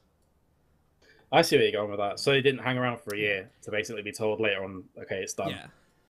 I guess I just find it a bit harsh because there's definitely other people who've thrown games. Definitely, without doubt. We've had hackers who've been allowed back in the game as well. Yeah. I So don't for me, agree. it's a bit I don't harsh. agree with hackers being allowed back in either, to be honest. Like, I don't know if that's a thing. Like, I'm still very, because people talked about that too. That's another thing that like I think is happening. I don't really know how that pans out, but I don't agree with that either. Like, I think if you hack, you should be like permanently blacklisted from the professional scene. Damn, Blue's he's ruthless. Yeah. You know about that whole sociopath thing, mate? Full circle. I mean, come at I'm me. not getting in the car with you anytime. I know that Come much. at me, man. I'm sure. Do you love me? Of course we do, Josh. We love everyone, Who's especially Josh? Twitch chat. Who's Josh? That's not very nice. I don't. Wait, who is this? Wait, which Josh is this? Josh JA on Twitter. I don't Oh. know him either, but I still love him. McDonald's or Burger King? Well, I think that Blue's already answered that question. He's got a chill, cheeky Mackie D's next door to him. I could think just he go said. get that right now, to be honest. You probably should before they get too cold. It's probably already frozen. I mean, I just could go. I don't even know what I got, to be honest. It's probably chicken nuggets. Chicken nuggets, though. They're very good, man. They are, indeed. What do you think about Simple joining Liquid, Blue? On your home turf, of course, in NA. I don't know, to be honest. that's basically. We may actually be getting started here, by the way, from what's being said in the comments. But anyway, I'm not gonna dodge the question. I feel like if Simple is really like trying to change himself, then it could go really well. But the problem is again, is he's going to want to stick around when like things with Liquid continue to be unstable. One of the things I noticed with Liquid, this actually may be better for him too. Like especially when I was like ESL ESA Pro League, when you watch Liquid compared to when you watch like some of the other NA teams play, like Liquid actually gets like pretty like angry, like just in terms of how they're speaking to teammates and whatnot. Like you could, because we were sitting when we were doing stuff on the analysis couch and whatnot, we could like actually hear the players, especially if they were getting loud. And like Liquid, when you compare them specifically like to like Conquest and whatnot, we're getting like really loud. Like you know, blame each other, like, oh, stop doing this, stop doing that, and it was like very commanding when you compare it to some of the North Americans. And you expect like all North Americans to be these like very like brutal, very demanding teams, but that's not the case for quite a few of the rosters. But with that sort of demanding playstyle, if that helps Simple simply because he is that type of person, then that could boost his potentiality, especially if you know he's moving away from Europe now, and with NA being a little bit more chaotic, I guess you could say, in the communication. That could help with that. I know that everything I've said probably doesn't make a lot of coherent sense, but I'm very bad at explaining things. So, no, I get where you're going with that. I think Simple's the kind of guy, he's known and renowned for having attitude problems, but as you say, he's trying to change himself. When I casted him at Cluj-Napoca qualifiers, he's actually quite animated with his reactions, like facially, like shrugging and sighing and sulking sometimes. And that would absolutely do my... I was going to say something there. Do my tits in, what I was going to say. It's an English term, deal with it, sorry. It would really annoy me, basically, if I was sat next to him and he was doing that. So if he continues that through with Team Liquid, I could see there being issues. But what I'm hoping is that the move across to NA will mature him anyway. Because, you know, it is a pretty big upheaval. The guy is still young. So going across to NA and, you know, joining with Liquid and stuff, that may very well change his outlook on how he performs and how he kind of approaches coming into professional CS. I hope it does, because the guy is so talented. It's never been a question of is he good enough. It's a question of is he there mentally? Because if he is, dude is unstoppable. Sorry, I just realized I had like 70 Twitter notifications. I'm like reading all this stuff. No, it's all good. Have you ever wanted to play for a pro team? Yes, but I'm too old now. I'm an old man, basically a granddad. Not literally a granddad, but yeah, kind of. How do you get into casting? That's a good one there. I think they're still sorting out the ping and whatnot, so we have a few more moments. They're also sorting out the economy as well. Would you want to answer that question first, then I'll answer it? I think my story is a little bit more interesting. My story is a little bit more different, I think, is how I got into CS casting. What a douchebag! This blue guy. I'm so bad at explaining myself. You know, if we meet, I'm gonna fight you, mate. I just made myself sound like I've had a much better career. You're actually right. No. I used to play other games to a high level. I started casting back in the early CODs when it actually required skill. So I've been casting for 6 or 7 years at this point. And basically, I started off as like an analyst, and I just kind of worked my way up. It's a very boring story, but I would say if you want to get into casting right now, there's a lot of means to do so. Go watch professional game demos from the previous majors and stuff. Record yourself casting, upload it to YouTube, and then send it to companies, you know. Maybe not necessarily the top companies like a DreamHack or whatever, but send it to the lower down companies that maybe are hosting small weekly tournaments and just get your foot in that way and progress up. You will get noticed if you're solid enough. So that's my advice, really, in a nutshell. So thankfully for me, my process, I think, was... trying to think of the correct word for this.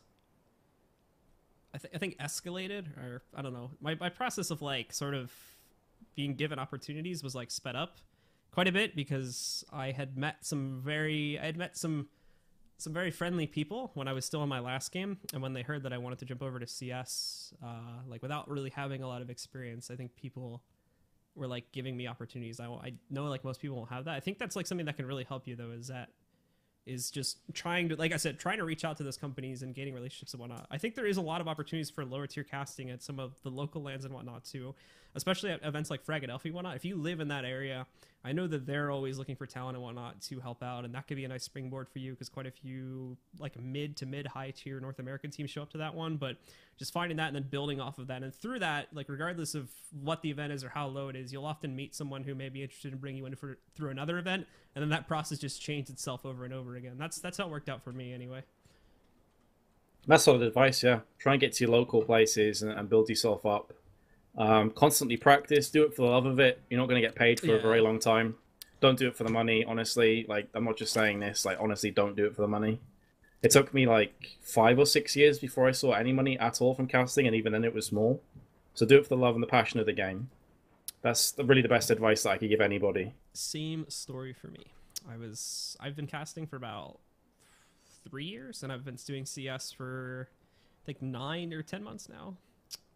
And I went for about 2.5 years before I ever received a paycheck for casting. Yep. So indeed. Don't do it for the money. Don't do anything in esports for the money. To be completely honest. There's not much money to be had. Yeah. Overall. Well, depends. At the very top, then there is, obviously, but it's hard on to the get way to the that top. point, yeah. It's like an iceberg. Most of the people that are below the surface get nothing, and then the very top percent, like, you know, make money. Watching your stream, and it's outstanding. Thanks, dude. How long did it take for you to get to MG1? You what, mate? I'm Supreme Master. Oh, is he asking? Did you say that you were MG1 Blue? You didn't say what rank you were. I think I'm MGE right now. The highest I've ever got is DMG. I'm trying to remember if I'm MG2 or MGE right now because like the new distribution like screwed me over, and I think I went down to MG2. I don't know if I got back up as of yet. Took me to get to MG1 though. I think it took me like 2 months ever since from like when I actually started taking the game seriously. Wow. Right. Yeah. Anyway. It took me. I played a lot with friends when I was playing originally in ranked, and I don't normally play ranked. I normally play like ESCA, Face It, Civo, stuff like that.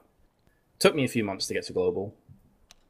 And now I'm down to SMFC after the changes, but I haven't played matchmaking actively in a few days, so I could probably get back to global pretty fast. But it's a grind, right?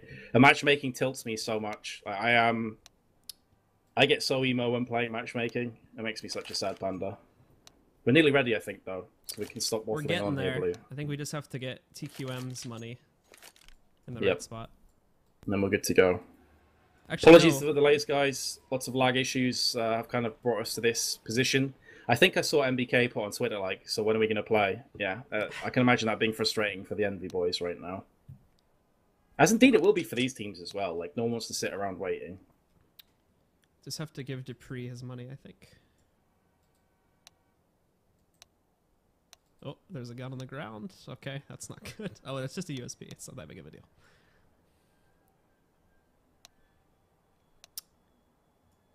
This is a very complex process. Like now that you think about this, yeah, I didn't actually think that like that was like, well, it makes sense now that you realize it. But it's like they can't just like give him specific guns and stuff. I don't think you can actually do that.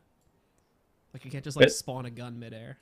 I kind of foolishly thought when one of the players asked like, "Can we just move the files over?" and the admin was like, "Yeah, sure." I foolishly thought, "Okay, that's a 20-second job." Nope. Apparently not. I honestly thought it was going to take like 5 minutes max. This has been at least 10 minutes. Favorite skin and favorite gun, Blue? I don't really like do the skin thing. Like, can I see them from here? I think I'd have to leave the game to see them. Right?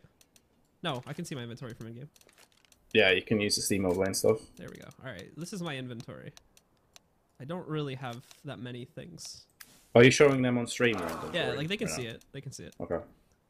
I've actually never even tried to pull up this screen again before. I just have a bunch of stickers for the most part. That's like that's all I have. I don't really like that's my only knife.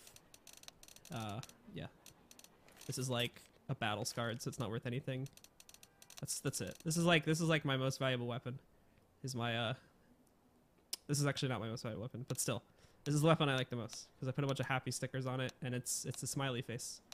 So I felt that was funny, but it's really not. So that's it. that's my inventory. 9 out of 10.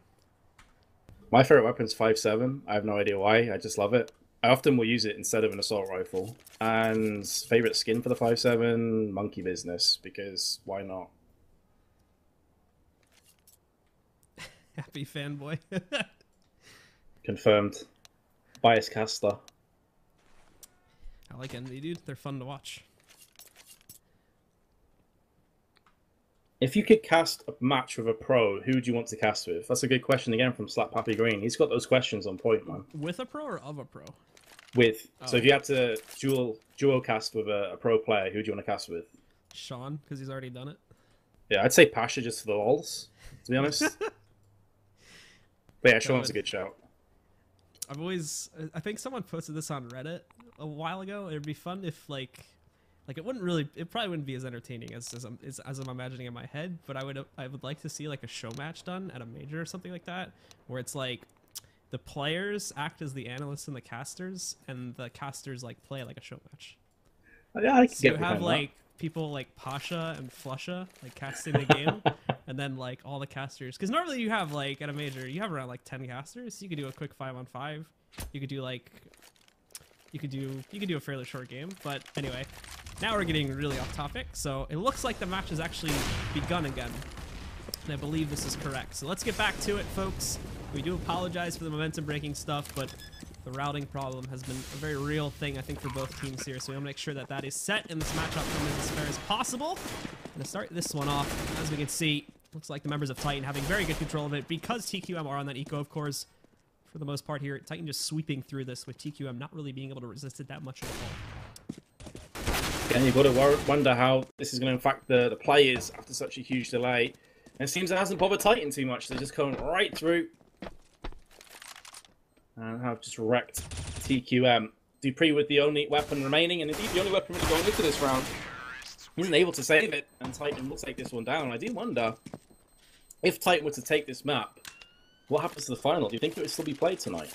Because that would be getting into like seriously late.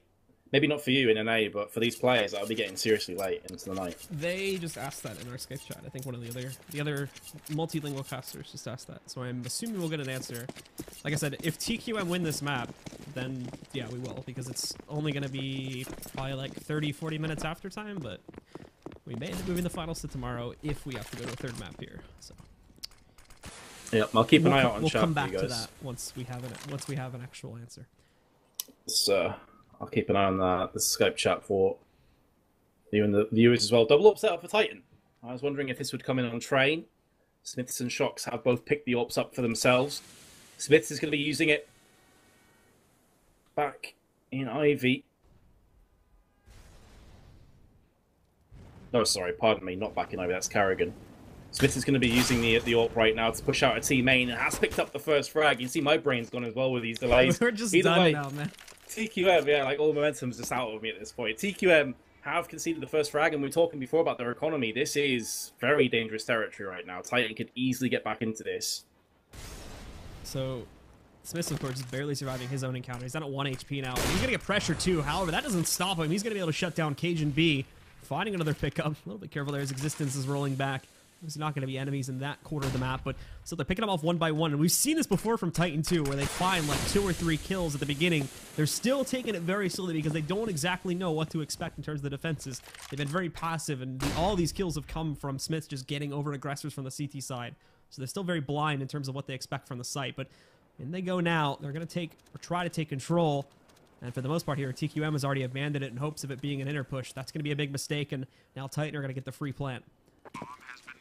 You know, I wonder whether their economy as it is, were they actually stacking up with the idea of just trying to save these weapons? Did they pretty much give up A on purpose to try and save, knowing the chances of retaking without any diffuse kits or nades was very low?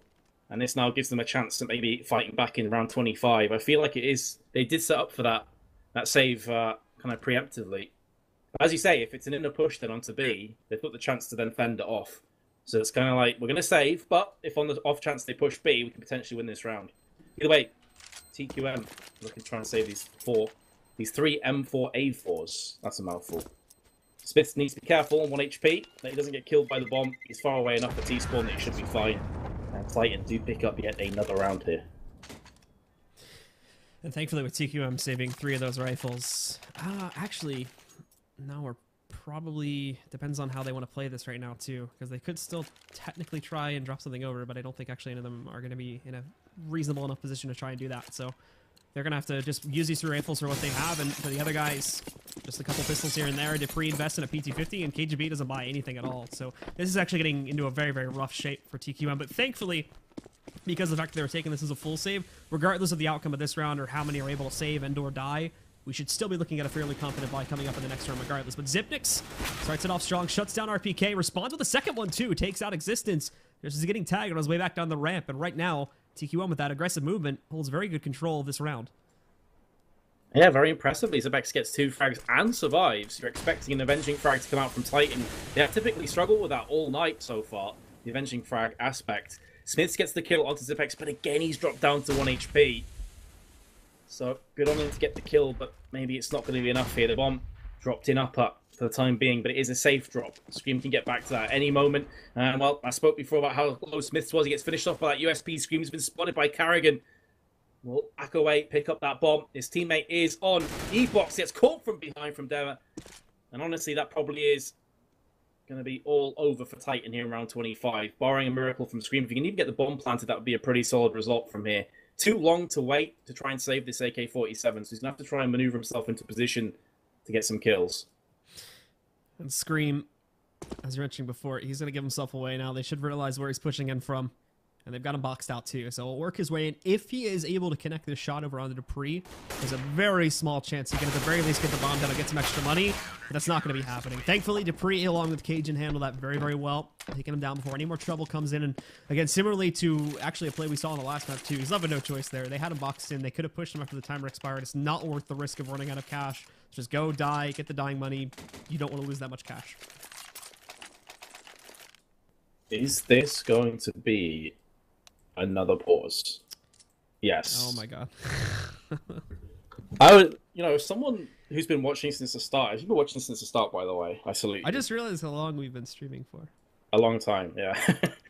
We've potentially got another best of 3. I have had fun facts. I don't want to brag, but 6.5 hour stream, I haven't dropped a single frame.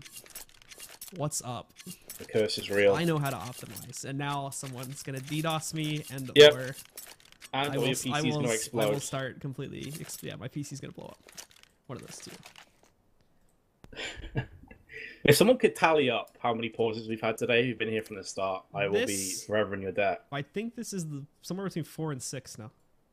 It's been quite a few, and often it hasn't just been like a quick pause and we're done. It's like been 10-15-minute pauses, which is why we were reading out the questions earlier, because we kind of ran out of things to talk about 5 years ago. We're just talking about anything that comes to our heads at this point. Yeah, okay. Mr. Vinny Birch asks Blue, let's see, what have you got for us? If you could join a team roster right now, what team would you join and who would you replace? Who, me? Yep. I wouldn't join a team. I'm terrible. Damn, that self-confidence, though. I mean, mechanically, I'm awful at this game. So that's Blue's answer. I'm gonna be completely honest with you. Yeah, compared to the pros, I just get absolutely wrecked. I probably would, dude. There's no doubt in my mind I would get destroyed. Like, I'm an entry fragger, so maybe I could get away with a couple kills in every game. You have a role? Wait a second. Yeah. You have yourself defined to a role. Yeah, like I haven't even gotten that far yet. I just like do whatever someone isn't doing in MM matches to try and like make up for the gaps. Man, I've like all reaction speed, no brains. So yeah, rip against pros. Smiths though with the opening pick, we are live again. And then the second one as well, but he actually charges across. They didn't expect the double stack, completely catches them off. Dupree nearly has the pixel perfect spray down for his double kill. Instead though, he will get traded out. And now, with still 1 minute and 25 to play with, TQM find themselves on a 2-on-2. They're taking it very, very slowly. The other thing, too, is they've got Cajun B sitting very far back right now. So he's going to be a fairly long rotate away from this one. But the smokes and monitor coming in. Still no rotation from Cajun B. And I hope... No, he's fine. Okay. It looked like he was back up for a second there. But Kerrigan's patience pays off. And he is actually able to keep himself completely hidden for that entire time. Picks up the shot into RPK. And now in a minute here, we actually are going to have Cajun B in the site itself. So Shock's such a hard battle to win now. And he's boxed out. So he's stuck in the middle. This is going to have to be... This is like a split in bowling that he has to try and pull off for himself right now. But not looking good. Thankfully, he has a lot of time to play with this. Still has 40 seconds left on the clock. But They're slowly locking him down into a position where he's really not going to be able to escape from. And if they both peek him at the same time, no way in hell he's going to be able to pick up both of those frags. But also needs to get that bomb down. Here he goes for it. Actually a pretty safe spot. So we'll see how well this plays out for him now. And that flash didn't hit him either that was thrown out from Carrigan. So not only has he got the plant, but he's managed to maneuver himself back towards the CT side of the trains. And he does have a player coming up. He can hear that movement. Carrigan peeks. Oh, he gets tagged but not fragged. That's pretty important. Goes into second. Still can't get it. Finally does pick his man up. He's gonna stick the this. Cage of Bees is going to stick on the site right now. It's Shock's going to call this one. He's coming around the corner. Cage of Bees taking off. Oh, he's still going to get the frag and the defuse.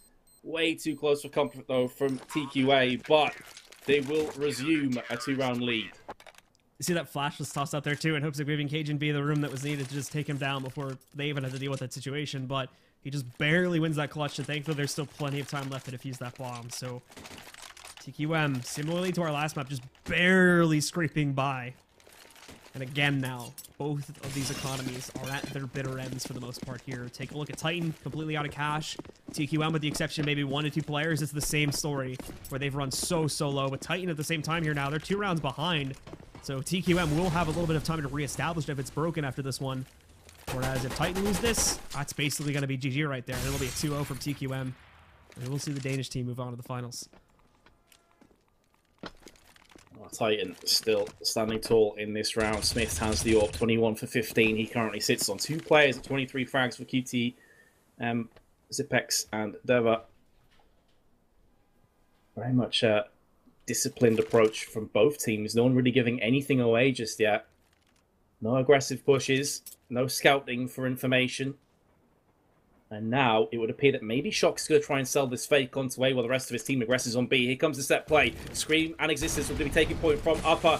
And they're going to get a very unprepared Zipex who was going up the ladder. I think he had a grenade out as well, so he's a dead man regardless. Never has spotted the play before he gets flashbang. Just goes to the spray. He lands the frag. He's still flashed. It went right in his face. Second kill for him as well. Massive frags at the right moment. The bomb has been fragged though. Can they retake the site? Now it's going to be the problem of pressing forward here. They don't really know for sure where these players are positioned out. There's a nice tap from KJB. RPK responds to it. He's the big player right now, but he's going to get dinked down too. Dupree moving in, that shuts him out. And Shock's racing to this site, but he's still in the back B halls with no utility to throw onto this bomb. If he had a molly right now, he could save his team, but it's not going to happen. Kerrigan closing it out. Dupree already halfway through the defuse. And TQM, they're now going to set themselves up here now on match point. So look at that economy. Well, it looks like Titan will be able to get some more AK-47s and Shock's willing to get an AWP and maybe drop it for Smiths as well. So all hope is not lost just yet for Titan. But this is going to be a difficult climb to get back into overtime. We did see it from them in the last map. If you remember, Overpass was 15-14. Obviously, this is a little bit more of a climb to come, but we know they can pull it back when it's backs against the wall. Let's see if that's going to be the case here. They need an entry frag desperately, and Smiths has picked it up. Shocks does get traded out, however. And so the CT's going to focus. Existence keeps spraying through the smoke, expecting Zebex to push, and lands the shot. That could be a huge kill here for Titan. This could potentially keep them in this match. What if we go to overtime again? My beard will grow by an additional 3 inches, like... probably. Kappa. And then we'll have 4 more pauses in the time of overtime. But we'll be done at approximately 6 in the morning my time. It's all good. They'll have another like 3 matches to play. We'll have to postpone this one. Anyway, there's gonna be Debbie picking up another one there. Dropping down Existence and Titan. I mean, this has been to go back onto a more serious note here for a moment. This has been the problem with Titan, is that they find these opening advantages, but they like don't do anything with it. They just sit back and they hope to be fed more by TQM. They're getting like way too greedy. They're not trying to really capitalize on any of these opening picks they get. And because of that, they give TQM so much time to regroup, reposition, and really figure out exactly what Titan's going to do. And at the end of the day, most of the times when they actually go for these takes, TQM are able to rotate inappropriately, and they just win it outright, even though it's possibly like a situation where Titan have 1 or 2 more players. They do have the clarity. There's another example. To push together, but it's right out into a flashbang, and Carrigan, it's easy pickings. Easy first frag, and look where that bomb drops as well, Blue. It's out in the open. Smith is answered back. 2-on-2 now. RPK as well. Surely Titan can't drag this back out of the ashes. Surely this isn't possible. The bomb is about to get planted. No, it's not KJB's there, but the spray comes in from RPK, keeping Titan's dreams alive. 15-13. Oh my goodness. They're still in this one too. And look at the money from TQM. They're going to force. 2 players are going to be on FAMASas. 1 player is going to invest in an M4 and won't have any utility sitting behind it. Zipix actually decides to go for the Mag 7 again, so he's going to be playing himself pretty close to ramp. He has utility for it. 2 Mag 7s are now in this team. Dupree, I'm guessing he's going to push up either to T-Con or like by E-Box or somewhere like that to try and play it up close. He's heading towards E-Box right now, but I honestly, Titan is trying to go quick about this one and hope that they don't get shut down by that shotgun, because they've been playing so slowly and they've just been getting grinded for this entire half, unfortunately, because of the slow play they're using yet again in this round. That's it, yeah. The main difference between teams like Titan and teams like VP is you'll often see VP just go hell for leather on A or B. Like, they just go for a fast push. Like, smokes will come over, they'll be right behind it, they'll go all-out aggression. We haven't really seen that from Titan thus far, except for maybe a couple of eco or pistol upgraded rounds. So it's a bit predictable right now from TQM. And typically Titan have played this slow style and maybe had a player going Ivy. They typically like to execute onto the B side, which is why you're seeing the bulk of TQM members over on B right now. Out of 5, 3 of them are there, albeit Carrigan with an open connector, so he can easily rotate onto A if he so chooses. Oh, they peek up. The FAMAS isn't the perfect weapon for this kind of spray down, though. Smith is down to 46, and he has to respect the power. So he will be backing away. Time is still ticking down here, Blue. There's not a lot of time to play with. They have to make a decision. They have to follow through with it right here, right now.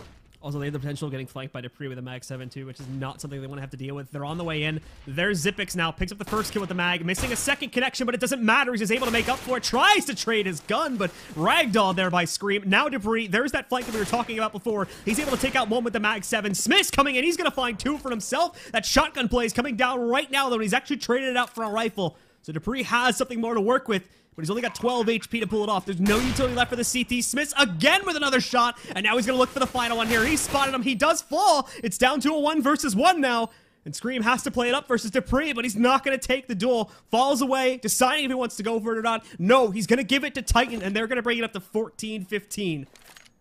Smiths, you beast! The flick shots, especially the shot on upper, was disgusting.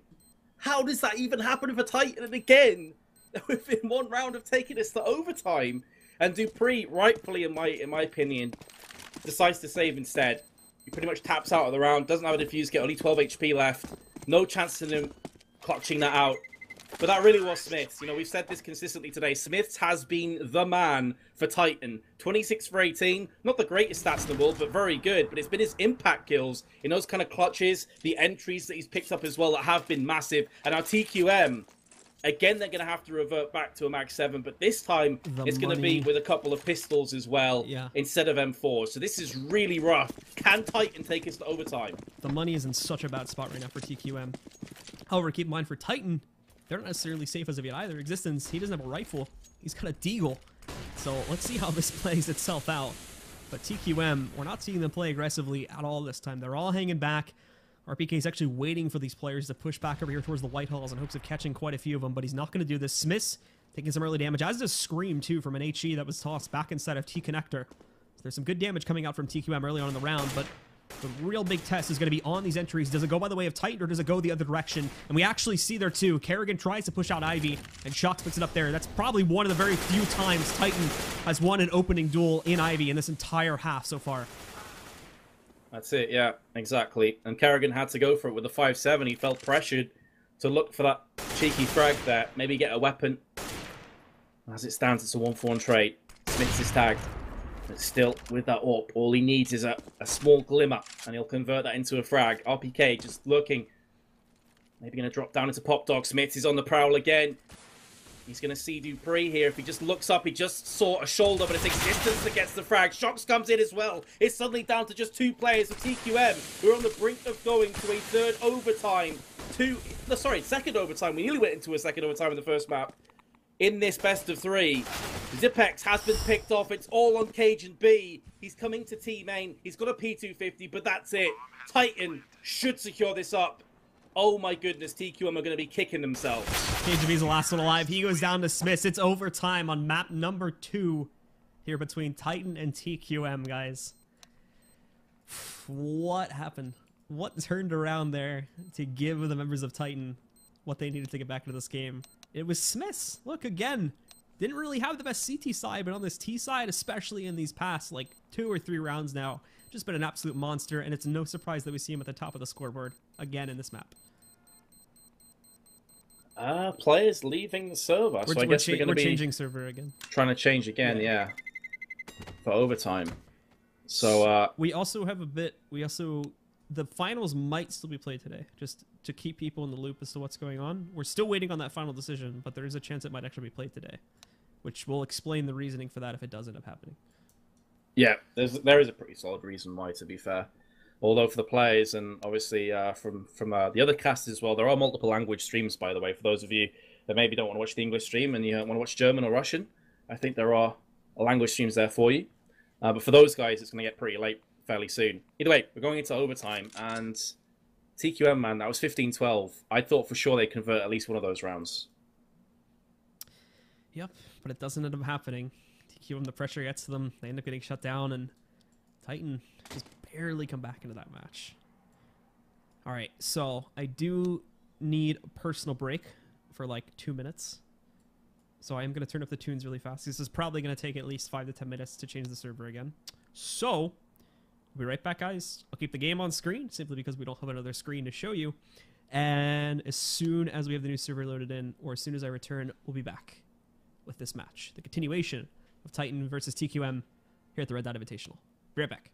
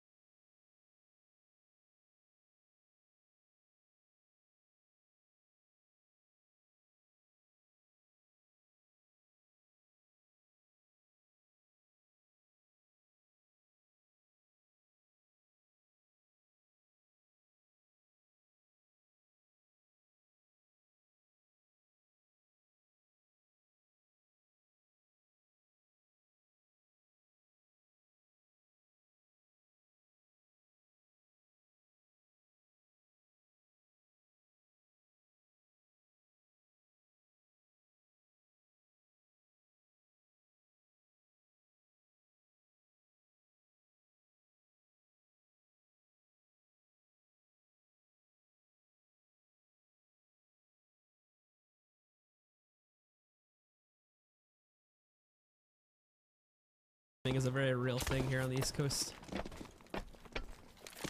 It's freezing cold here today. Al Gore. Well, that's just England in general, isn't it?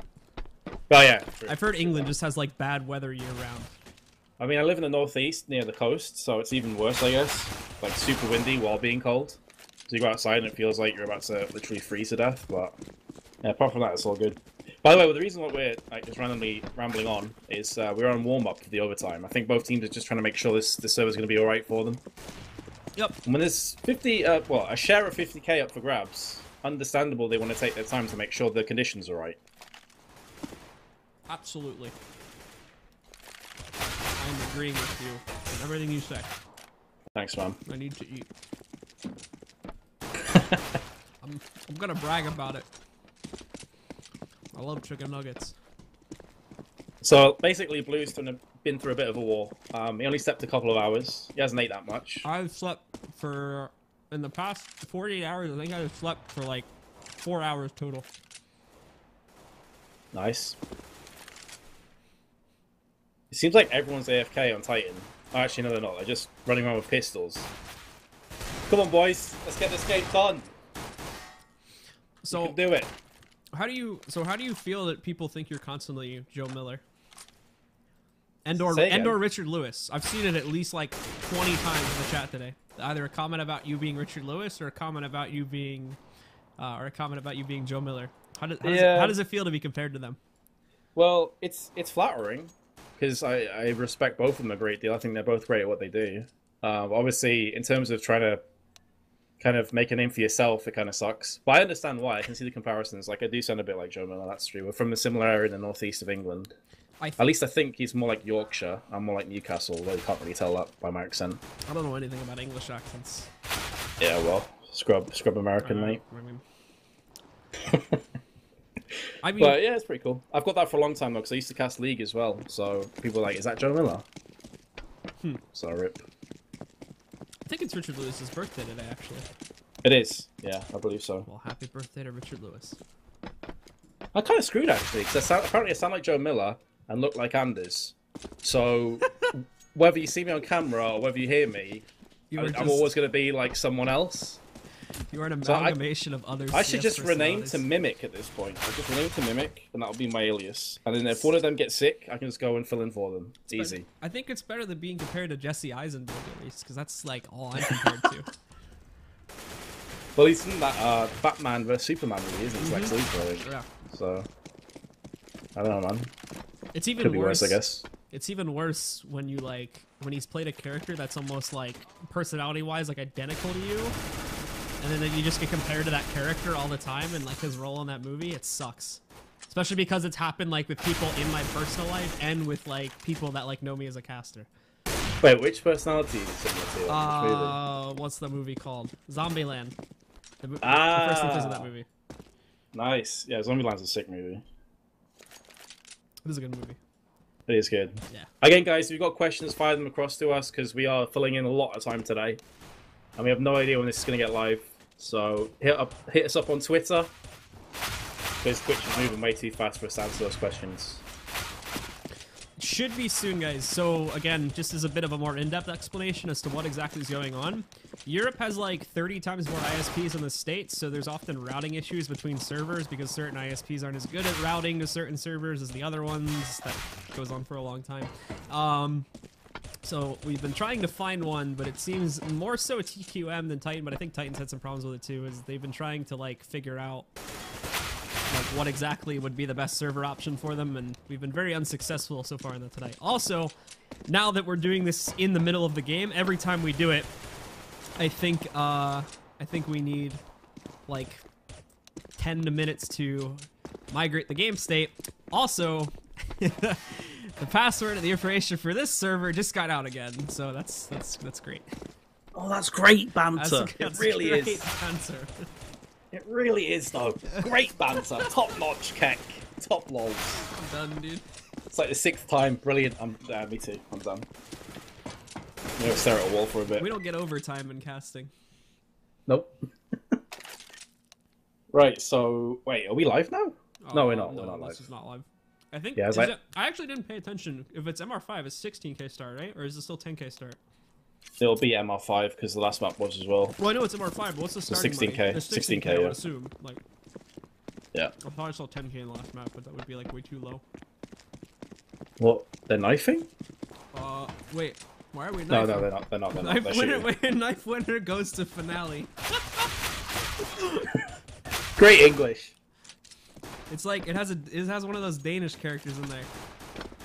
Knife winner goes to. I don't even know how to pronounce that. How's that? How do you pronounce that AE thing? You're asking the wrong guy there. Finale. You're asking the wrong guy. So 1 versus 1, very intense. The last person's AFK. All right. I got another question. Pretty decent question. Who do you think's gonna win this whole thing? The set? No, the entire Oh, Envious. tournament. Do you think Envious will beat yeah, whoever absolutely. wins this one? Envious. Well, here's the problem: is like if this event went like on schedule, I feel like we would be seeing a much more solid performance for both of the teams in this matchup. But I still like, even when we were sort of on par and on track back in that overpass map, I still feel like Envious was looking like 8 times more solid than either of these teams. It's a very high number. I probably shouldn't have put it like 8 times. It's like they were just looking way more solid than either of these teams are performing right now. Now, the inconsistencies we're seeing in this map between Titan and Questionmark are definitely because of the pauses that we constantly have, and there is definitely some like silliness coming in due to that. However, because it's been so long, and because it's probably going to be very late, if we do play the finals today, Envious may be suffering from the same sort of thing, where they just like are getting so late, so they're not taking it serious and whatnot. That's true. Yeah, you do wonder what kind of effect this has. And actually, someone asked the question. Pratyush Jain, I probably said your name completely wrong. I apologize. Will the long pause affect the players' mentality? I do believe it will. Yeah, I think players like Smiths, who are playing out of their mind to get us into overtime, may go off the boiler a tiny bit, may start to cool down somewhat. So I always feel that pauses definitely do impact player performance. Okay, we got 16K, so I think what's going to happen, we're just going to start at the very beginning, not bothering to go to the 15-15, of course, because it's overtime anyway. So it'll effectively be 1st to 6 wins this game, guys. Hey, look. Wait, one went to Mickey D. Be right back. Shoutouts to McDonald's. They are now an official sponsor of this event. We've had at least 3 personalities go to McDonald's in the span of this stream. Damn, Shoxy wants the fillet of fish. That must be like a really close McDonald's. Yeah, just next door. Be right back, lads. Go next door for a quick Doesn't cheeky McDonald's deliver in Europe? Certain not to my knowledge. I don't think so. I know in big cities in the States they do. Really? Also in China. In China they do. That is a different level of laziness, though. I did an event in China once, and the catering was from McDonald's on both days. Oh, man. I have to say, though, that like Chinese McDonald's is scary. Why I is had that? some lettuce on a sandwich. And was it alive? What? No, the lettuce was like purple almost in certain parts and like bluish. It was like a really weird color that like you don't, and it's not like I think lettuce can technically be purple in certain circumstances, but I've seen that before. Some sort of vegetable that's like lettuce can be purple, but it's like it was like a okay. Is it cabbage? Can lettuce be purple too? Isn't it like if it's not ripe it can be purple? I don't know anything about like plants. And we're starting. Let's move away from this point. Yeah, let's stop talking about lettuce and cabbages because we are live again, guys. Apologies. Hopefully you stuck with us through these trying times. But here we go. We're back into the action again. 6 is the magic number for these teams now. It ended in overtime, and Dupree breaks the deadlock here in overtime. Smith, the key man for Titan today, has been put 6 foot under momentarily, and that could impact them pretty harshly, I've got to say here, Blue. They're really relying on him to get those AWP shots off. So with him going down so early, obviously, as we mentioned, TQ going to get a huge boost from this one. But Scream completely flashed. Has the lineup before that happens. He's going to pick one up, but a great flick from Deve takes down RPK directly after that. Existence is trying to wrap around it here, but he's still ready for this play to come back in. And we even have Dupree potentially working his way up the ladder here in just a moment, too. Existence is in a very tough position. Doesn't even realize Dupree. He's going to get the roundhouse punch on him there with the M4. Shock's trying to find the peek, and on the repeat from Zipnik just shuts him down with the one-tap headshot. And now it's down to a 2 versus 3 with TQM having their players all over the map, and it's basically the same story for Titan. Bomb's still yet to be planted, though, for Titans. They've got to go hunting here. Got to go seek and destroy TQM. And it's in a pretty bad spot as well. And Ever with that AWP. Plus the AWP in the hands of Dupree. Just has been changed out there for the AK-47. Does make sense. Scream goes to the Molotov. I think that may actually block his own path in there, though. So that's actually going to stop some valuable time from being utilized from Titan. And now Shox is a peek on the through. Never tries to get the spray down. It's going to land it just yet. And now Scream somehow gets in. There's a no-scope from Dupree. And even though Shox does come back with a frag, the time is ticking against Titan. But he could actually get onto the site. How is this even possible for Shox to plant this? And he got the kill Dupree! What the hell? But, okay, yeah. Unfortunately, he peeks it, he peeks it at the complete wrong angle. I'll just leave. I was ready to lose my pants there. That made no sense. So doesn't have to. When we talk about the players being thrown off by the pauses, that's exactly what we mean. It's like that, technically he shouldn't be done that. But he probably had reason to believe that angle, or that side of the bomb train was clear, so that wasn't completely, like, a bad decision. Yeah. At this point, I'm a bit delirious anyway, myself. So I think we've been casting, like, what, 7 or 8 hours, like, solidly or something? I just got over 7 hours on the stream timer, so it's been about 6 hours of casting if we subtract, like, the hour break. Oh yeah, and the pauses as well. It's been more like 2 hours of casting with all the pauses, to be fair. But TQM, after that first round victory, I'm not going to say they were looking strong there. There's some serious mistakes that happened, but they still managed to somewhat get it. You saw the confrontation very nearly kick off an upper. The 2 players in question just backed away in the last second. And Titan again. We've already discussed this in regulation time, Blue. They have seemingly got this very one-dimensional approach to train, and that's to play very slow. We haven't seen any full-on aggressions onto A, really. Well, it's like, except for the last 2 seconds. The thing is, like this kind of works in that for most of the regulation time, TQM were almost always feeding them like 1 or 2 kills, where they would get very aggressive to try and get intel or something like that, and they would often lose it. But the problem is that after that, they would end up unfortunately not taking advantage of those 1 or 2 kills and just falling back. This time, though, to be honest, they're just kind of walking onto the A bomb site after they set up the smokes, but still leaving some angles open. It is giving room for TQM to bounce back. They bring it down to a 2 versus 2. DeVay actually going to get taken down just before he can retreat around the corner. Existence finds that frag, and then Shox. He's going to be able to outlurk Xipix, takes him down, and Titan bounce right back to pick up another round to tie us up 1-1 in overtime. Keep in mind, this has been reset. This is overtime right now, and it's the first team to 6 round is going to win this map. Assuming it isn't tied up at 5-5. Yeah, indeed. If it goes to 5-5, we'll have second overtime. First map went to TQM. An overpass also went to overtime. So Titan have to win this to stay in this best of 3. I believe whatever happens here in this best of 3, we will be playing the finals tonight. So there is another BO3 after this. Carrigan, though. Again with the aggressive Ivy push. This time he's going to get his man of RPK. Backs away, throws the grenade in case anyone tries to charge him down. And he will get out of there free. So good opening pick from TQM. And again, Titan just kind of lurking around T main, just waiting for something to show itself. See if Smiths or Shox can land the AWP shots.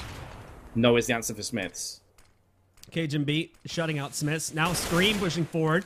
He's been showing some good stuff here in the previous 2 rounds. Shuts out Deve. And now trying to bounce it back for his team a little bit. The problem is, though, is again, despite having this frag on the board and despite losing 2 of their teammates, we still have seen very little map progress being gained, or map control, I should say, being gained here by Titan. They're still stuck on the outskirts in the areas that you normally see the T's going to at the beginning, and those places that the CTs normally don't dare to go unless they're looking for a fight. Just waiting that timer down now, and TQM, no reason to panic about it as of yet. He's holding 2 and 2 together here, waiting for the actual push to come, which should be happening at any moment here. Ooh, Kerrigan. Unfortunate timing. Shox just peaked at the worst possible second. Now Scream. Oh, probably should have made better of that and got that frag. It would have been big. KGB finally gets picked off, but there's Xipix as well. Has gone in favor of Titan. Dupree is high on HP, though. But is he going to get caught as he tries to push onto the site? He does eventually. The trade comes out for Titan.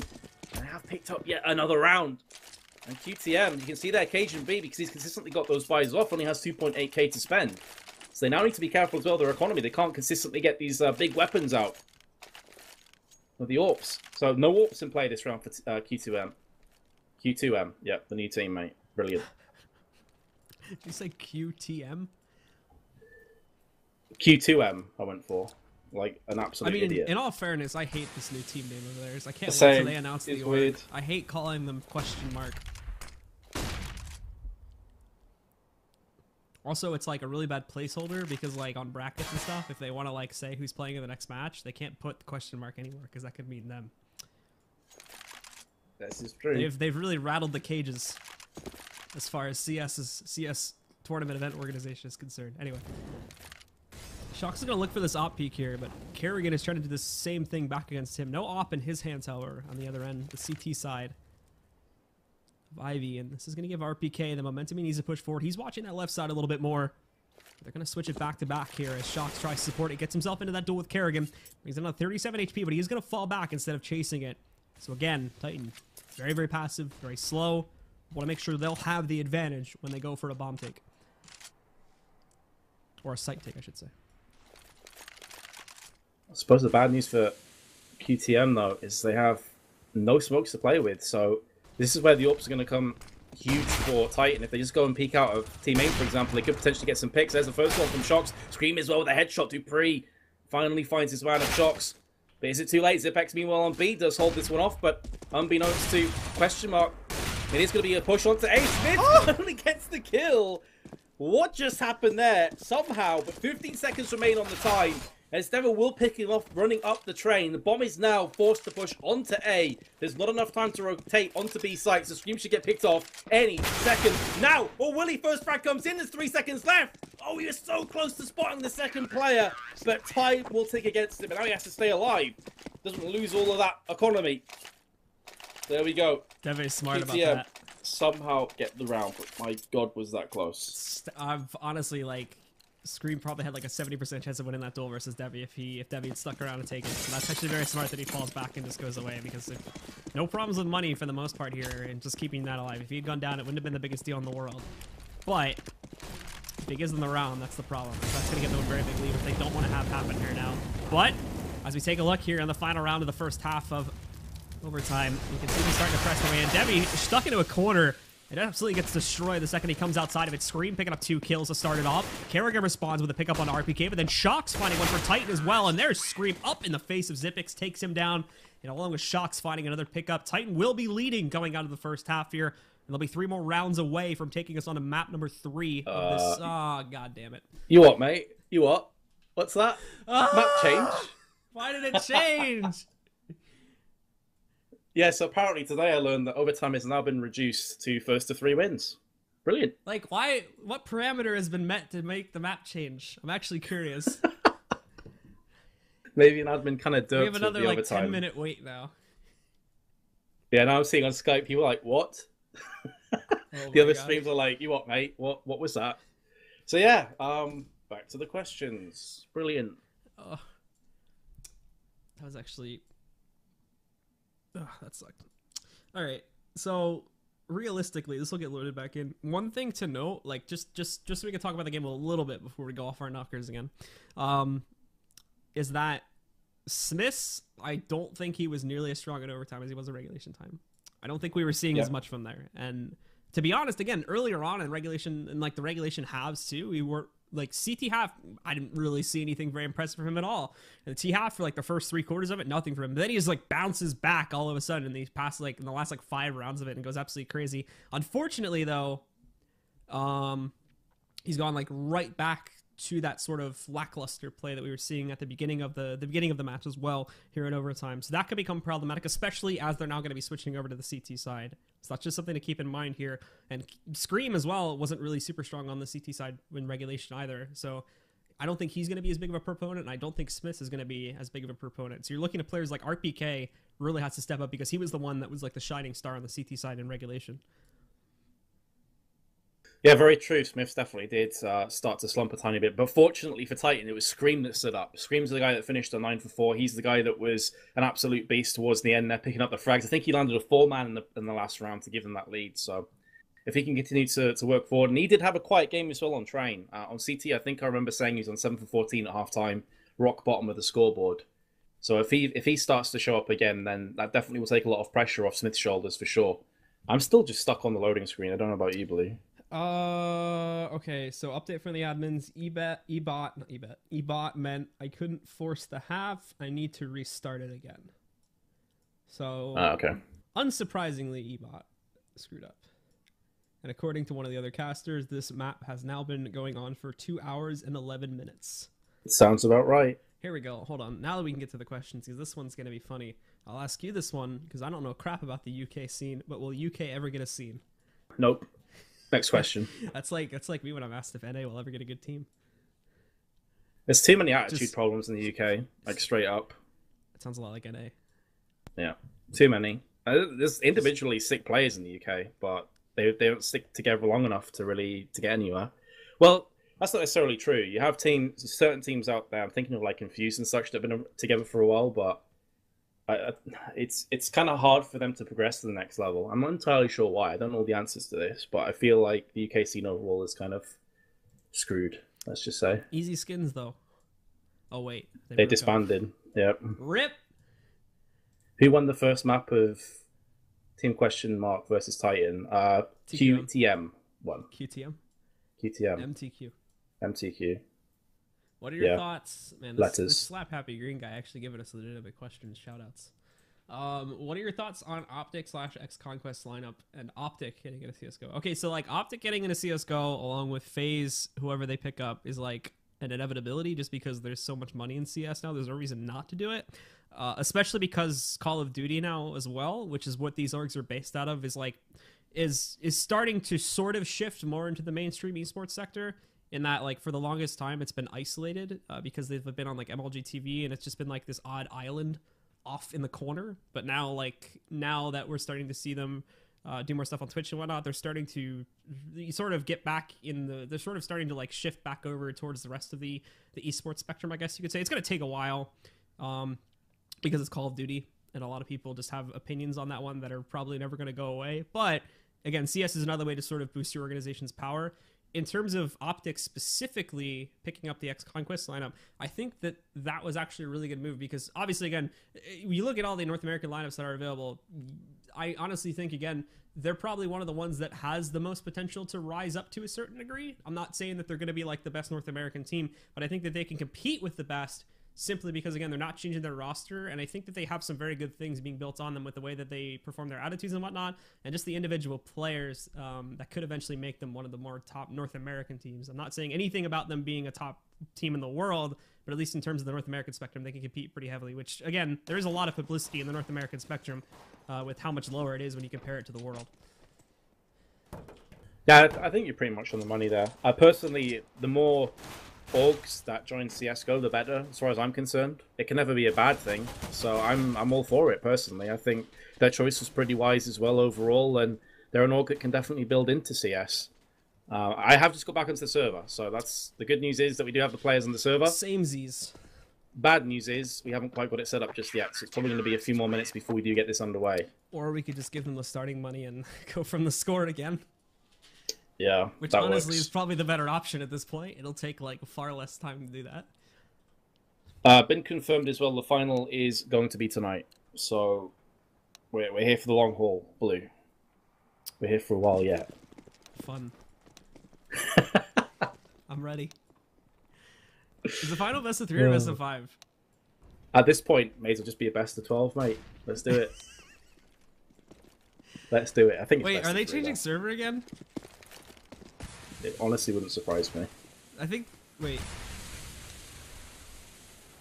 No, okay, I don't think they're... I think they, like... I think there's... No, it's people... Everybody isn't connected yet, so they still think it's someone else's password. I was about to get very angry if they were going to switch servers again. What also, I want to know is how the hell the password keeps getting out. Good question.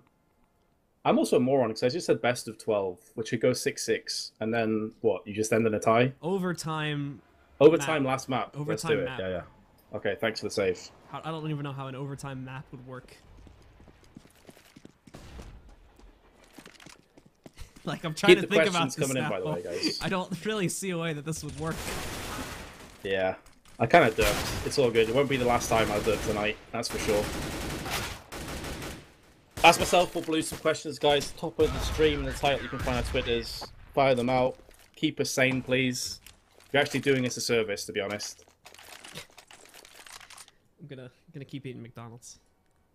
It's probably a good idea. Wait. Hold on. What's going on? The game's doing something. Now suddenly all I see is a scoreboard in the middle of my screen, and I can't get rid of it. What are my thoughts on some skins costing 10,000 plus US dollars? There are very rich people in the world that don't know what to do with their money. And thus, virtual skins. Clearly, for anyone who doesn't understand that, you've never played EVE Online. Because, like, if you convert the value of items in that game to real life, some of the stuff is crazy. I have never actually played EVE Online. Is it good? It's a spreadsheet simulator. But if you actually get to the point where you get to do, like, battles and stuff, like big multi-hundred people battles, then it's fun. Because at that point, it's like you're on like a TeamSpeak with like a couple, like, shitloads of other people. Oh, I just cursed. That's it. We're done. You're on a TeamSpeak with, like, a lot of other people, and it's like chaotic, and battles will last for like hours at a time. But the problem is it takes like 8 months to get to that point. So because your skills train in real time in that game, so you have to like consistently add new skills to a queue, and they have to train more and more. Can I get a flu buck in chat, please? After we just dropped the S-bomb? Thanks. I don't know. I'm not very PC. Me neither, actually. I mean, if you ever watch me, like, when I'm not casting, I'm pretty vulgar. I'm exactly the same. My sense of humor is dark. How terrible are you at Rockstar? Huh? Oh, do you mean Rocksmith? I'm pretty terrible, Cameron. I assume you don't play Rocksmith, Blue. Do you play an instrument? So I played quite a few instruments. I played violin for like 9 years. I played guitar very casually, played piano very casually, and I played the drums very casually for a while. And I also did musicals in high school. Man, I would pay money to see that. No, I don't think there's videos on YouTube. There are videos though. They're like DVDs, however. I just realised I said flu buck as well. It should be buck flu. What am I doing with my life? I was a bit confused as well as to what I thought that was some better Twitch TV emote I had never heard of before. That is literally lack of sleep and no brains right there. A flu buck. Oh my god. That should be on my tombstone. Gravestone. Again, wrong word. Brilliant. Is this live? I think this is live. I hope it's live. This looks like it's live. I think this also means we're going to have to do maths. So Titan won 3-2 first half, right? So Titan just need two... No, Titan... Crap. Titan need Mouthful of food. To win. Professional. TQM need 4 to win. Right. So let's get to it. You cast first. It's probably a good idea. Existence gonna break open this. Well, it's not the first round. It's however many rounds have been in this best of 3. But Shock comes right back. Decent start for Titan. This, of course, would put them 4-2 in the lead right now in overtime. But TQM answering back with a frag of their own. They have got the bomb planted as well. And looking to push as well in the form of Dupree.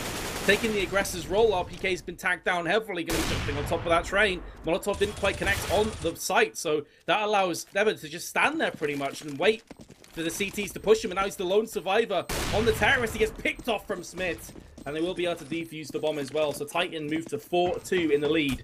And remember, they have to get to 6 to win this overtime, and indeed this map. 2 more renewed, and they survive with quite a few players up alive here too. The double op setup is going to remain just as strong. And for the guys over here now in TQM, thankfully they're on the T side here, so it's never really going to get to a point where like they're completely like out of cash for the most part here, but they do need to start bouncing back these rounds very quickly and try to, at the very least, secure the 3 more that are needed to get them up to 5 and take us into double OT, because if not, this is now a very dangerous lead for Titan, especially if they pick up this one, and we might be looking at that 3rd map very, very quickly if this isn't handled by the members of TQM. Very true. Really are skating around the problem right now at TQM, hoping not to wake the beast of Titan. And so far, Titan did get the early utility used into team main, also Pop Dog, and they just backed themselves off to the side. So at this point, TQM, I mean, the pressure's already on their shoulders, but the fact there's 2 ops in play, Titan don't even want to go peeking. They just want to sit on the sites, like have turrets effectively set up. and just wreck anyone that rushes them. So TQM are going to have to execute, and we're starting to see the smokes landing in, the flashes as well. This could be the moment to start going in. Carrigan's going to set it up for connector. Well, TQM going to be successful here. They simply have to be. RPK sitting back over here just outside of the short lane, lining up a nice shot with some assistance from Scream. He's able to take down Cajun B. However, the response coming in from Dupree, and even that gets responded to by Existence. Existence holding a large amount of control over this right now. He's going to shut down Kerrigan. That drops the bomb. It didn't manage to light RPK on fire and burn him alive, but Dupree is on the last one here, and he's actually going to line up a headshot and a shocks. That drops him. But now they know where he is. They've just got to line him up. If he peeks to the left of this bomb train, he's going to be a dead man. And to be honest, he might be a dead man regardless of where he goes. He needs this smoke. He smokes off Z, and he peeks back out. But thankfully, Smith was not expecting him to peek from that angle so quickly. So he is given some time. But look at the timer itself. He's only got 15 seconds left. Molly's just going to go completely over the bomb itself. And that's an easy shutdown for Existence. And the rest of Titan now find another round pickup here. Just one more away from closing out this map and taking us over to Dust 2 for map 3. Yeah, it's 5-2 now to Titan. So, TQM going to have an AWP and AKs. Full grenades, including 5 Molotovs. Split right across the board. Everything rests in this round. They lose this. I do wonder what psychological effect this will have after so many pauses if they go into Dust 2. A map of peace. Existence gets the first frag as well. KGB will answer back Herbert elsewhere on Ivy, which is Smith's pushing up with the AWP. Again, that's a power player taking off the cards right now for Titan. But, oh, RPK actually sprays down KGB through the smoke. Just pure timing. And that's huge. That's going to catch him there too now. Because unfortunately, he stayed still. Could have revealed some things that would have given away his position there. Now Titan's still holding a strong hold on sort of both these sites. Shocks actually picks up a kill on trades, which is only going to benefit his team even more. They still hold a one-man advantage. They got the intel. They were going to fall back here now. So Existence is going to move in to support this. He does spot the play coming out from lower. He knows that there's players in this site. Not sure if he spotted the bomb as of yet, but no, he definitely has. The remaining 2 from Titan, they're starting to rotate into Zipnix, though. He's got to be very careful. That smoke will be going away at any moment here. And they want to hold this for the long run, but Existence is not going to give him the chance to do so. Devi's kind of screwed himself over there with that smoke, but thankfully able to take the pressure anyway. He picks up that first kill, lit the hell up now as he's back down at 10 HP. And he's going to have to hold in this corner as the rest of the Titan wrap back around. RPK is going to be able to finish him up, but Zipix still alive, still very well sitting up on top. And he's got the molly. Will it be the dream molly is the question here now. Here's the defuse, tossing it on. That's going to cover the bomb. Okay. I'm done, man.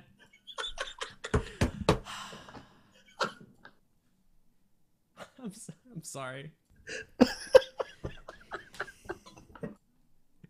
I hate this so much. I'll be right back, jumping out my window. So, I guess Titan won that round. Oh my god, that was perfect. Your reaction was perfect. Yeah. Okay, so it loaded the Dust 2, so I'm assuming third map. Jesus Christ. Sorry, I'm dying here. I'm actually dying. Ooh, yeah, so we're going to Dust 2, boys. Brilliant. Alright, yeah, so I think Dust 2. I think we'll get an update on that in a minute, but I think both of us need a break. So we'll be back in a few, guys, as soon as we figure out what exactly is going on. See you soon with more of the Red Dot Invitational.